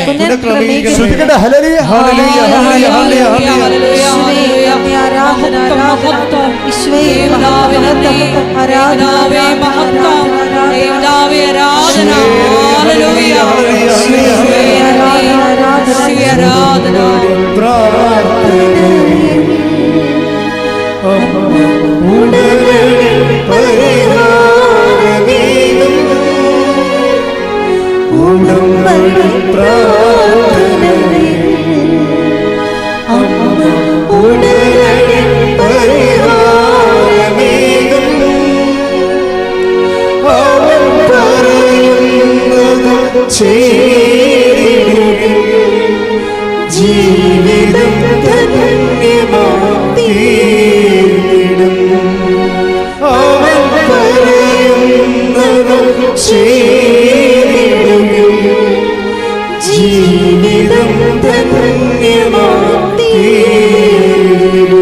പരിശുദ്ധ പരമദിവ്യകാരുണ്യത്തിന് നേരവും ആരാധനയും സ്തുതിയും പുകഴ്ചയും ഉണ്ടായിരിക്കട്ടെ. നമ്മൾ ഇനി റിൻസി ജോസഫ് എന്നും പറഞ്ഞൊരു മോൾ ഈ ദിവസങ്ങളിൽ സാക്ഷ്യം പറഞ്ഞു. എൻ്റെ ഹൃദയത്തിൽ സ്പർശിച്ച ചില സാക്ഷ്യങ്ങളാണത്. അതിൽ റിൻസി ജോസഫിന് 4 കുഞ്ഞുങ്ങളുണ്ട്. അപ്പോൾ റിൻസി ജോസഫ് പ്രഗ്നൻ്റ് ആയപ്പോൾ തന്നെ മറ്റു 3 കുഞ്ഞുങ്ങളോടും പറഞ്ഞ് നിങ്ങളുടെ കുഞ്ഞുവാവ വരുന്നുണ്ട്, കാത്തിരിക്കണം, പ്രാർത്ഥിക്കണം. അപ്പോൾ 3 കുഞ്ഞുങ്ങൾക്ക് ഭയങ്കര സന്തോഷമാകും. അപ്പോൾ കുഞ്ഞുവാവ എപ്പോഴാണ് വരണം മമ്മിയെന്ന് ചോദിക്കും. അപ്പോൾ മമ്മി ദിവസവും കാര്യങ്ങളൊക്കെ പറയും. പക്ഷേ അപ്പോൾ കുഞ്ഞുങ്ങളിങ്ങനെ കാത്തിരിക്കുകയാണ്, മമ്മിയുടെയൊക്കെ വയറിലൊക്കെ തടകിയൊക്കെ ഇരിക്കുകയാണ് കുഞ്ഞുങ്ങളെ. നല്ല രസമാണ് അത്, ആ സാക്ഷ്യം കേൾക്കാൻ. അപ്പോൾ എന്താ സംഭവം എന്ന് വെച്ച് കഴിഞ്ഞാൽ, പക്ഷേ പെട്ടെന്ന് കുഞ്ഞ് അബോർഷനായി പോകും. അപ്പോൾ ഇവിടെ ഏറ്റവും വലിയ പ്രശ്നം ഈ കുഞ്ഞുവാവയെ ഇവർക്ക് കാണിക്കാൻ പറ്റത്തില്ലല്ലേ. അപ്പോൾ അമ്മ കുറച്ച് ഡെസ്പാവും. അപ്പോൾ ഇതിന് വരുന്നൊരു വിഷയം, ഈ റിൻസി ജോസഫ് 2 പ്രാവശ്യം ഡെസ്പാകുന്നുണ്ട്. ഇത് ഉടമ്പടിയിലേക്ക് മുന്നോട്ട് പോകുന്ന ആൾക്കാർക്ക് എലിമിനേറ്റ് ചെയ്യാൻ പറ്റുമോ എന്ന് ചിന്തിക്കണം. അത് വരുമ്പോൾ എന്താ വെച്ചാൽ എങ്ങനെ ഡിസ്പായി കഴിയുമ്പോൾ പ്രശ്നം വെച്ച് കഴിഞ്ഞാൽ മാർക്കിങ് കുറവും, ഉടനെ മാർക്ക് കുറയും. കാര്യം പിന്നീട് ഇവർ അമ്മയുമായിട്ട് നല്ല കമ്മ്യൂണിക്കേഷനാണ്. കാര്യം ഇവർക്ക് മറ്റാർക്കും ഇല്ലാത്ത വേറൊരു കമ്മ്യൂണിക്കേഷൻ കോഡ് കിട്ടുന്നതാണ്. എന്താണ്? കൃപാസന മാതാവ് ഒത്തിരി പേര്, ഒരു 4-5 പേര് ഈ ഇത്രയും വർഷത്തിനുള്ളിൽ 4-5 പേരാ സാക്ഷ്യം വന്ന് അമ്മ വരുമ്പോൾ, കൃപാസന മാതാവ് വരുമ്പോൾ വെള്ളത്തിൻ്റെ തിരച്ചിൽ കേൾക്കാവുന്ന. അതിപ്പോൾ റിൻസി ജോസഫ് മാത്രമല്ല, വേറെ ഒത്തിരി പേര്, ഒരു 3-4 പേര് പറഞ്ഞിട്ടുണ്ട് സ്വപ്നത്തിൽ വെള്ളം തിരഞ്ഞു വരുന്നത് കാണാം, അല്ലെങ്കിൽ നമ്മൾ വെറുതെ ഇരിക്കുമ്പോൾ തന്നെ തിരച്ചിലിൻ്റെ സ്വരം കേൾക്കാൻ പറ്റുമെന്ന്. അത് ഭയങ്കര സംവേദനമാണ്. ആൾക്കാർ പറയുന്ന അനുഭവങ്ങളാണ്. എനിക്ക് തോന്നുന്നത് കൃപാസനം മാതാവിന് ഞാൻ 2004 ഡിസംബർ 7-ാം തീയതി പ്രത്യക്ഷപ്പെട്ടപ്പോൾ കണ്ടതാണ്. പക്ഷേ ഈ ആൾക്കാർ ഇന്ന് ആയിരങ്ങൾ എന്നേക്കാൾ വ്യക്തമായിട്ടാണ് അമ്മയെ കാണുന്നതും അമ്മയുമായിട്ട് കമ്മ്യൂണിക്കേറ്റ് ചെയ്യുന്നത് ഈ ഉടമ്പടി ജീവിതത്തിലൂടെ. അത് ഉടമ്പടിയുടെ ഒരു ഏറ്റവും വലിയ വിജയമായിട്ട് ഞാൻ മനസ്സിലാക്കുന്നത് അതാണ്. എന്താ കാര്യം? ഞാൻ കണ്ടതുപോലെ ഇന്ന് ആൾക്കാർ അമ്മയെ നേരിട്ട് കാണുകയും ജീവിതത്തിൻ്റെ ദുരന്തങ്ങളിൽ അമ്മ അവരുടെ മേൽ ഇടപെടുകയും ചെയ്യുകയാണ്. അമ്മയെ കണ്ട ദിവസം 15 അവരുടെ പീരീഡ്സ് എല്ലാം ഇറഗുലറായിരുന്നു. അപ്പോൾ അവർക്ക് ഇപ്പോൾ ആഘോഷം കഴിഞ്ഞിട്ട് രണ്ടാമത് വീണ്ടും ഒരു കുഞ്ഞിനെക്കുറിച്ച് ചിന്തിക്കണമെന്ന് മുമ്പ് തന്നെ പീരീഡ്സ് എല്ലാം ഇറഗുലറായിപ്പോയി. 15-ാം പക്കം പീരീഡ്സ് വരികയാണ്. ആ ഒരു സമയത്ത് അപ്പോൾ കുഞ്ഞിനെക്കുറിച്ചുള്ള ആഗ്രഹം പോലും കെട്ടുപോകുന്ന ഒരു അവസ്ഥയാണ് ഈ പീരീഡ്സ് ഇങ്ങനെ ഇറഗുലറായിട്ട് വരണത്. അപ്പോൾ അങ്ങനെ വരുന്ന സമയത്താണ് കൃപാസന മാതാവിൻ്റെ വെള്ളത്തിൻ്റെ തിരച്ചിൽ കേൾക്കണം ഇവളെ. അപ്പോൾ ഇത് അമ്മ വരുന്നതാണല്ലോ എന്ന് നമുക്ക് മനസ്സിലാകും. പക്ഷെ അന്ന് പിറ്റേ ദിവസം ചെക്ക് ചെയ്യുമ്പോൾ അവൾ പ്രഗ്നൻ്റ് ആവും. അതാണ് എൻ്റെ അത്രയും സ്പീഡായ സംഭവം. 4ാമത്തെ കുഞ്ഞ്. ഇനി 4ാമത്തെ കുഞ്ഞിനെ അമ്മ കൊടുക്കണമെന്ന്. അതോടുകൂടി ഇവർ കൊണ്ടുപോയി ഒരു 2-3 മാസം 4 മാസം കഴിയുമ്പോൾ സ്കാൻ ചെയ്യാൻ കൊണ്ടുപോകും. സ്കാൻ ചെയ്യാൻ കൊണ്ടുപോകുമ്പോൾ ഡോക്ടർ സ്കാനിങ് റൂമിൽ നിന്ന് പറയും, ഇന്ന് സ്പൈനൽ കോഡ് കാണാനില്ലെന്ന് പറയും, ഇത് പെൺകുഞ്ഞാകാനാണ് സാധ്യതയെന്ന് പറയും. ഒരു ആൺകുഞ്ഞിനെ ഇവർ ചോദിച്ചത്. അപ്പോൾ അപ്പോൾ സ്പൈനൽ കോഡ് കാണാനില്ല, ഇത് പെൺകുഞ്ഞാണെന്ന് ആകാനാണ് സാധ്യതയെന്ന് ഡോക്ടർ പറയും. അപ്പോഴും റിൻസി പറയും, ഞാനൊന്ന് പതറിപ്പോയെന്ന് പറയും. ഈ സാധനം എലിമിനേറ്റ് ചെയ്യാൻ, ഈ കണ്ടൻറ്റ് എലിമിനേറ്റ് ചെയ്യാൻ പറ്റുമെന്ന് നോക്കണം. ഒരു ഉടമ്പടി, പെർഫെക്റ്റ് ഉടമ്പടിയിൽ ഉള്ള ആൾക്കാർ ഈ ജോസഫ് ഗ്രിഗറിയെ പോലെയാണ്. അവിടെ പതർച്ചൊന്നുമില്ല, നേരെ പോവുകയാണ്. കാര്യം എന്താണ്? ഞങ്ങൾ ഉടമ്പടിയിലാണെന്നുള്ളതിനെക്കുറിച്ച് അയാൾക്ക് നല്ല ബോധ്യമുണ്ട്. ഇവിടെ ഒരു റിൻസി ജോസഫിന് 90% ബോധ്യമാണ് ഉള്ളത്. 90% ബോധ്യമുണ്ട്. നിങ്ങൾക്കൊക്കെ മിക്കവാറും 60%, 40% ബോധ്യം ഉണ്ടാകത്തുള്ളൂ. അതാണ് ഈ ധ്യാനം കേൾക്കുമ്പോൾ നിങ്ങളുടെ ലെവൽ വർദ്ധിപ്പിക്കണം. അതിനാണ് ഞാൻ നിങ്ങളെ എപ്പോഴും പ്രൊമോട്ട് ചെയ്യുന്നതിൻ്റെ കാര്യം ഇതിൻ്റെ ലെവൽ വർദ്ധിപ്പിക്കണം ഉടമ്പടിയുടെ. ഇപ്പം റിൻസി ഒരു 90% ഓക്കെയാണ് ഉടമ്പടിയിൽ. പക്ഷേ ഈ 2 സമയത്ത് ഇവൾക്കൊരു പതർച്ച വരുന്നുണ്ട്. ഒന്നെന്താണ്? ആദ്യത്തെ കുഞ്ഞ് അബോർഷനായപ്പോഴും, രണ്ടാമത്തെ ആൺകുഞ്ഞ് പെൺകുഞ്ഞാണെന്ന് ഡോക്ടർ വിളിച്ച് പറഞ്ഞപ്പോഴും, അതിൻ്റെ സ്പൈനൽ കോഡ് കാണാതെ വന്നപ്പോഴും പതറിപ്പോയി. പക്ഷെ പതറിപ്പോയെങ്കിലും പ്രാർത്ഥന തീവ്രമാക്കുകയും ഉടമ്പടിയുടെ യാതൊരു കോംപ്രമൈസും ഇല്ലാതെ ഉടമ്പടി ജീവിതം നയിക്കുകയാണ്. അപ്പോൾ അങ്ങനെ വരണ സമയത്ത് കുറച്ച് കഴിഞ്ഞപ്പോൾ അമ്മയെന്ന് വിളിച്ച് അപ്പോൾ ഇത് പതറിപ്പോയിട്ട് പിന്നെ ഉടനെ വിളിക്കണ അമ്മയെന്നാണ് വിളിക്കണത്. കാര്യം അമ്മയെന്ന് വിളിച്ചാൽ കൃപാസന മാതാവെന്നാണ് ഇവർ ഉദ്ദേശിക്കുന്നത്. കാര്യം അവളുടെ പ്രസവങ്ങൾക്കൊന്നും അമ്മമാർ ഇത്രയും അകലെയൊക്കെ ആയത് കാരണം അമ്മമാരുടെ സാന്നിധ്യം ചിലപ്പോൾ കിട്ടിക്കാണത്തിലിരിക്കും. ഇവർക്കൊരു റിലേഷൻ ഉള്ളത് കൃപാസന മാതാവുമായിട്ടാണ്. അപ്പോൾ അമ്മ എന്ന് പറഞ്ഞാൽ ഇവർ വിളിക്കണത് കൃപാസന മാതാവ് എന്നാണ് വിളിക്കണത്. അതാണ് എൻ്റെ വ്യത്യാസം എന്ന് പറയുന്നത്. അപ്പോൾ അമ്മേ, കുഞ്ഞിന് സ്പൈനൽ കോഡ് കാണുന്നില്ല എന്ന് കാണുന്നില്ല പറയണല്ലോ, ഇത് പെൺകുഞ്ഞാണോ എന്ന് അമ്മയോട് ചോദിക്കുമ്പോൾ തന്നെ ആ സെക്കൻഡിന് ആ കർട്ടനൊക്കെ എല്ലാം ചാരനിറമായി മാറും. അവിടുത്തെ കർട്ടനെല്ലാം സിൽവർ ഗ്രേ, കസേര സിൽവർ ഗ്രേ, അതുപോലെ തന്നെ അവിടെയുള്ള എല്ലാ വസ്തുക്കളും സിൽവർ ഗ്രേ ആയിട്ട് മാറും. അപ്പോൾ അവൾക്ക് മനസ്സിലാവും അമ്മ നേരിട്ട് ലാബ് റൂമിൽ വന്നെന്ന്. ഇത് ഭയങ്കര വല്ലാത്ത സാക്ഷ്യമാണ്. എന്നുവെച്ചാൽ നേരിട്ട് വന്ന് ആ സെക്കൻഡ് ഡോക്ടർ വിളിക്കും, no this is male child എന്ന് പറയും. ഈ കുട്ടി ആൺകുട്ടിയാണെന്ന്. ഇതാണ് ഈ പുതിയ കാലത്തിൻ്റെ ഉടമ്പടിയിലുണ്ടാകുന്ന ഒരു വലിയ ഗ്രോത്ത് എന്ന് പറയണത്. നിങ്ങളിപ്പോഴും ഇനി താഴ്വാരങ്ങൾ തന്നെ ജീവിച്ചിട്ട് കാര്യമില്ല.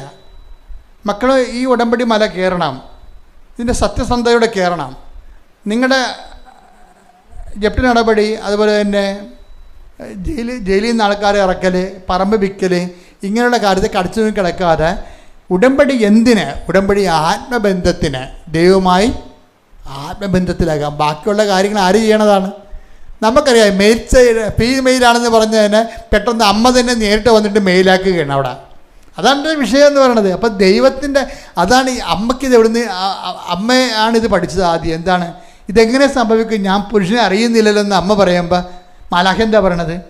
പരിശുദ്ധാത്മാവ് നിൻ്റെ മേൽ, ദൈവത്തിനൊന്നും അസാധ്യമല്ലല്ലോ. അതാണ് വിഷയം. ഇപ്പോൾ ഉടമ്പടിയിലാണ് നമ്മളിത് മനസ്സിലാക്കണത്. ഉടമ്പടിയിലാണ് ദൈവത്തിനൊന്നും അസാധ്യമല്ലല്ലോ എന്ന് മനസ്സിലാക്കണത്. അപ്പോൾ അസാധ്യമല്ലാത്ത ദൈവവുമായിട്ടാണ് നിങ്ങൾ ഉടമ്പടി ചെയ്തിരിക്കണമെങ്കിൽ, എൻ്റെ മക്കൾ ഉടമ്പടി ദൈവമായിട്ട് ആണ് ചെയ്തിരിക്കണതെങ്കിൽ ഉടമ്പടി കറക്റ്റാണോ, ഉടമ്പടി സത്യമാണോ, ഉടമ്പടി ദൈവത്തിൻ്റെ ആത്മബന്ധത്തിന് വേണ്ടിയാണോ എന്ന് ചിന്തിച്ചിട്ട് അല്ലെങ്കിൽ എൻ്റെ മക്കൾ ദൈവമായിട്ട് ആത്മബന്ധത്തിന് പ്രാധാന്യം കൊടുത്തുകൊണ്ട് ഉടമ്പടി പുരോഗമിക്കുക. ദൈവം നിങ്ങൾ അനുഗ്രഹിക്കട്ടെ. റിൻസി ജോസഫിൻ്റെ സാക്ഷ്യങ്ങളിലൊന്ന്, അവളുടെ ഒരു വിഷയത്തിൻ്റെ മേൽ ദൈവിക തീരുമാനം ഇല്ലാതിരുന്നപ്പോൾ അവളുടെ പ്രാർത്ഥനയ്ക്ക് ഈ വിഷയം അവളുടെ പ്രാർത്ഥന കൊണ്ട് നടക്കാതെ വന്നപ്പോൾ അവർ പറയുന്നൊരു കാര്യമുണ്ട്. ഞാനുടനെ പ്രാർത്ഥന ഡെയിലി ബെഡിലെ പ്രാർത്ഥനയാക്കിയെടുത്തെന്ന്. എന്താണ്? ജോസഫ് അച്ഛൻ്റെ 40 വർഷത്തെ കൃപാന്റെ യോഗ്യതയാൽ കൃപാസ്ഥാനത്താരെ ജീവനോടെ പ്രത്യക്ഷപ്പെട്ട മാതാവിൻ്റെ മാധ്യസ്ഥത്തിൽ നമ്മുടെ പ്രാർത്ഥനയുടെ എല്ലാ അയോഗ്യതയും മാറ്റുന്നത് ആ ഒറ്റ വിഷയത്തിലാണ്. നിങ്ങൾ ഉടമ്പടിയാണ് എടുത്തിരുന്നതെങ്കിൽ കർത്താവ് എനിക്ക് വെളിപ്പെടുത്തിയ പ്രാർത്ഥനയാണ് നിൻ്റെ പൗരോഹിത്യത്തിന് 40-ാം വർഷമെന്ന്. കാര്യം എൻ്റെ പൗരോഹിത്യം പരമാവധി ദൈവത്തിന് നിരക്കുന്ന രീതിയിൽ സാധാരണ എൻ്റെ ഉത്തരവാദിത്തങ്ങളെക്കാൾ കൂടുതലായി ത്യാഗം സഹിച്ചും രോഗം പിടിച്ചും കഷ്ടപ്പെട്ടും കർത്താവിൻ്റെ വേല ചെയ്തിട്ടുള്ളതാണ് ആ പൗരോഹിത്യം. ഞാനൊരു വിഷയത്തിൽ നിന്ന് ഒഴിഞ്ഞു മാറിയിട്ടില്ല. പല വിഷയവും കർത്താവ് എന്നോട് പറഞ്ഞത് ഏറ്റെടുത്ത് അതിൻ്റെ കൂടെ സഞ്ചരിച്ചു. അതിൻ്റെ വിമർശനങ്ങളും ആൾക്കാരുടെയും പലതരത്തിലുള്ള ഞെരുക്കം അനുഭവിച്ചുകൊണ്ട് തന്നെയാണ് ദൈവത്തിന് വേണ്ടി വേലപ്പെടുത്തിയാക്കിയ പൗരോഹിത്യമാണ്. അതാണ് ഞാനെപ്പോഴും പ്രാർത്ഥിക്കുന്നത്. ഞാൻ ആശ്രയിക്കുന്നത് എൻ്റെ കർത്താവിൻ്റെ നാമത്തിൽ ഞാൻ ചെയ്ത ശുശ്രൂഷയുടെ ബലമാണ് എൻ്റെ പൗരോഹിത്യം എന്ന് എനിക്കറിയാവുന്നതുകൊണ്ടാണ് ഞാൻ എപ്പോഴും പറയണത്, കർത്താവേ എൻ്റെ പൗരോഹിത്യം 40 വർഷത്തിൻ്റെ പരിശുദ്ധ കുർബാനയുടെ യോഗ്യതയാൽ കൃപാസനത്താരെ ജീവനോടെ പ്രത്യക്ഷപ്പെട്ട, അങ്ങനെ ആർക്കെങ്കിലും പറയാൻ പറ്റുന്നുണ്ടെങ്കിൽ പറയുന്നുണ്ടെങ്കിൽ അത് ഞാനാണിപ്പോൾ പറയണത്. എന്താ കാര്യം? അതിലൂടെ ലക്ഷക്കണക്കിന് മനുഷ്യർ അവരുടെ ജീവിതത്തിൻ്റെ കഥനത്തിൻ്റെ കടൽ നീന്തി കയറിയ ഒരു അൾത്താറയാണിത്. ഈ അൾത്താറയിൽ നടന്ന പ്രത്യക്ഷിക്കേണ്ടതിൻ്റെ ശക്തിയാലാണ് എൻ്റെ ദൈവപൈതലെ നിൻ്റെ രോഗങ്ങളും നിൻ്റെ കണ്ണുനീരും തുടച്ചു മാറ്റാൻ വേണ്ടി നിൻ്റെ അയോഗ്യതയേക്കാൾ ഉപരി ദൈവത്തിൻ്റെ കൃപയുടെ യോഗ്യതയാൽ പ്രാർത്ഥിക്കുകയാണ്. കർത്താവേ, അങ്ങയുടെ മക്കൾ ഒരു ജലദോഷപ്പനിയാണെങ്കിലും അത് മാറാതെ വന്നു കഴിഞ്ഞാൽ എന്തുമാത്രം വേദനയാണ്, തൊഴിൽ നഷ്ടമാണ്, കുടുംബത്തിൽ അസ്വസ്ഥതയാണ് ഉണ്ടാകുന്നതെന്ന് മനസ്സിലാക്കിക്കൊണ്ട് തന്നെ ഓരോ രോഗികളുടെ മനോവികാരങ്ങളെ ഈ അൾത്താരയിൽ സമർപ്പിച്ചുകൊണ്ട് കർത്താവേ, അമ്മേ, പരിശുദ്ധമ്മേ, എല്ലാ രോഗികൾക്കും വേണ്ടി ആന്തരികവും ബാഹ്യവുമായ അവയവങ്ങളുടെ രോഗങ്ങൾ, നീരുകൾ, വാദങ്ങൾ, ആന്തരികമായ ക്യാൻസർ രോഗങ്ങൾ, പിത്താശയ രോഗങ്ങൾ, PCOD രോഗങ്ങൾ, വാതരോഗങ്ങൾ, അതുപോലെ തന്നെ ശിരസംബന്ധമായ രോഗങ്ങൾ, ബ്രെയിനുണ്ടാകുന്ന തടസ്സങ്ങൾ, ഹൃദയത്തിൻ്റെ ആഘാതങ്ങൾ, കരളിൻ്റെ വലിപ്പങ്ങൾ, ശ്വാസകോശത്തിൻ്റെ ചുരുക്കങ്ങൾ, ഗർഭാശയത്തിൻ്റെ ഇല്ലാത്ത അവസ്ഥകൾ, അതുപോലെ തന്നെ ഗർഭാശയം ചുരുങ്ങിയ അവസ്ഥകൾ, അങ്ങനെ എവിടെയെല്ലാം എന്തെല്ലാം തരത്തിലുള്ള രോഗങ്ങളുണ്ടോ, എന്തെല്ലാം രോഗങ്ങൾ ഞങ്ങളോട് പ്രാർത്ഥനാ സഹായം ആവശ്യപ്പെട്ടവർ എന്തെല്ലാം തരത്തിലുള്ള രോഗങ്ങൾക്ക് കൊണ്ട് വേദനിക്കുന്നുണ്ടോ, കർത്താവേ, നിൻ്റെ തിരുമുറിവാർന്ന വലതുകരം കൃപാസനം അൾത്താരെ ജീവനോടെ പ്രത്യക്ഷപ്പെട്ട പരിശുദ്ധ അമ്മയുടെ മാധ്യസ്ഥത്തിൽ ഞങ്ങൾ കർത്താവിൻ്റെ നാമത്തെ പ്രാർത്ഥിക്കുന്ന, കർത്താവിൻ്റെ ഉന്നതമായ നാമത്തെ സഭയുടെ അധികാരത്തിൽ കുരിശിൻ്റെ അടയാളത്തിൽ മാരക രോഗങ്ങൾ, തീരാവേദികൾ, ജീവിത ദുരിതങ്ങൾ യേശു ക്രിസ്തുവിൻ്റെ നാമത്തിൽ മാറിപ്പോകട്ടെ. പ്രിയപ്പെട്ടവരെ, ജോലിയില്ലാത്തവര്, സാമ്പത്തികമായ ബാധ്യത വിഷമിക്കുന്നവര്, സ്ഥലങ്ങൾ വിറ്റുമാറാൻ ആഗ്രഹിക്കുന്നവർ, ചുറ്റുനടപടി നേടുന്നവര്, മക്കളില്ലാത്തവർ, വിവാഹം ഒത്തുവരാത്തവര്, പരീക്ഷയ്ക്ക് നല്ല റിസൾട്ട് പ്രതീക്ഷിക്കുന്നവർ, ഇപ്പോഴും വേണ്ട ഉപരിവിധി പഠനത്തിനുള്ള അഡ്മിഷൻ കിട്ടാത്തവർ, വിസ പ്രോസസ്സ് വരാത്തവർ, നാട്ടിൽ അഡ്മിഷൻ കിട്ടാത്തവർ, ഇതുപോലെ തന്നെ വിസ പുതുക്കി കിട്ടാത്തവർ, ഇങ്ങനെ ഒത്തിരി കണ്ണുനീരുമായി നിൽക്കുന്ന മക്കളുണ്ട്. അവരുടെ മേഖലയെല്ലാം ആ മേഖലയെല്ലാം പല പ്രമാണ സംബന്ധമായ വിഷയങ്ങൾ, പറ്റുചീട്ട് സംബന്ധമായ വിഷയങ്ങൾ, വീടിന് നമ്പർ കിട്ടാത്തവർ, ലൈസൻസ് കിട്ടാത്തവർ, അങ്ങനെ എല്ലാ മേഖലകളോടെ സമർപ്പിച്ചുകൊണ്ട് മുഴക്കം പോലെ സ്തുതിക്കട്ടെ. കർത്താവിൽ നിൻ്റെ ഉന്നതമായ നാമത്തിന് സ്വോത്രം ചെയ്യുന്ന കർത്താവിൽ നിൻ്റെ വിശുദ്ധ പൗരോഹിത്യത്തെ മഹത്വപ്പെടുത്തണമേ. കർത്താവിൽ സഭയിലുള്ള സാന്നിധ്യം പ്രടമാക്കണമേ. ഓരോ മക്കളെ നീന്തി കയറാൻ നോക്കി കഷ്ടപ്പെടുന്ന മക്കളെല്ലാം കർത്താവ് കൃത്യമായി അവരെന്തെല്ലാം ജീവിത തടസ്സങ്ങളും ജീവിതത്തെ ബാധിക്കുന്ന എല്ലാ വിഷയങ്ങളും യേശു ക്രിസ്തുവിൻ്റെ നാമത്തിൽ മാതാവിൻ്റെ മധ്യസ്ഥത്തിൽ ഈശ്വരനാമത്തിൽ മാറിപ്പോകട്ടെ. ശ്രുതികട്ടെ. ഹല്ലേലൂയ, ഹല്ലേലൂയ, ഹല്ലേലൂയ, യേശുവേ നന്ദി, നന്ദി, ഹല്ലേലൂയ, ഹല്ലേലൂയ, ഹല്ലേലൂയ, ഹല്ലേലൂയ, വീണ്ടും വീണ്ടും മഹത്വപ്പെടുത്തണമേ. ഹല്ലേലൂയ, ഹല്ലേലൂയ, പിതാവേ നന്ദി, പിതാവേ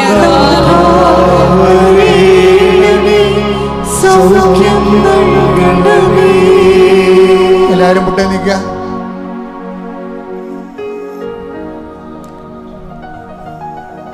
മൗനമായി പ്രാർത്ഥിക്കേണ്ട സമയമാണ്. നിങ്ങളിന്ന് ഈ ആഴ്ചയിൽ നടക്കേണ്ട കാര്യങ്ങൾ,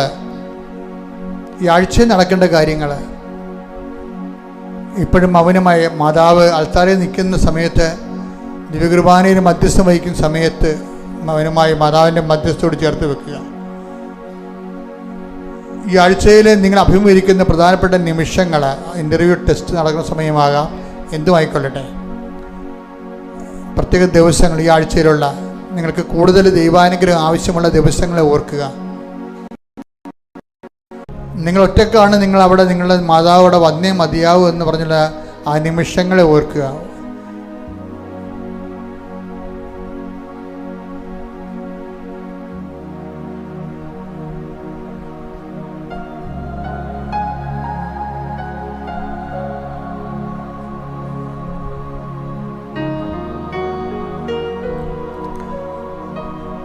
കൃപാസനത്തിലെ സിസ്റ്റർമാരെ ശുശ്രൂഷയ്ക്കായി ക്ഷണിക്കുന്നുണ്ട്.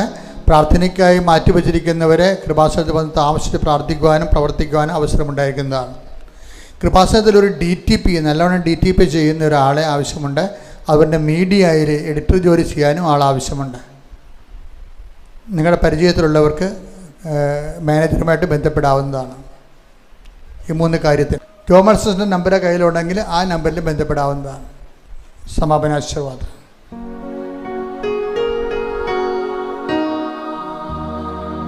ശിരസ് നമിച്ച് നമുക്ക് ദിവ്യകാരുണ്യനാഥന്റെ ആശീർവാദം സ്വീകരിക്കാം.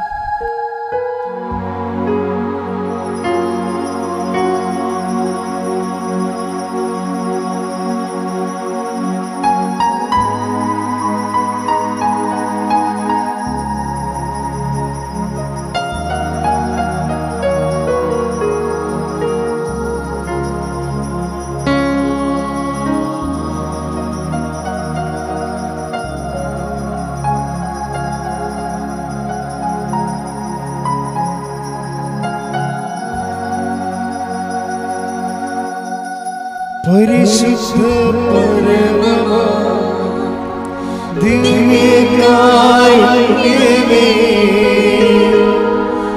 എന്നും എന്നും അങ്ങേയ്ക്കാരാധന. പരിശുദ്ധ പരമമാ ദിവ്യകാരുണ്യമേ, എന്നും എന്നും അങ്ങേയ്ക്കാരാധന.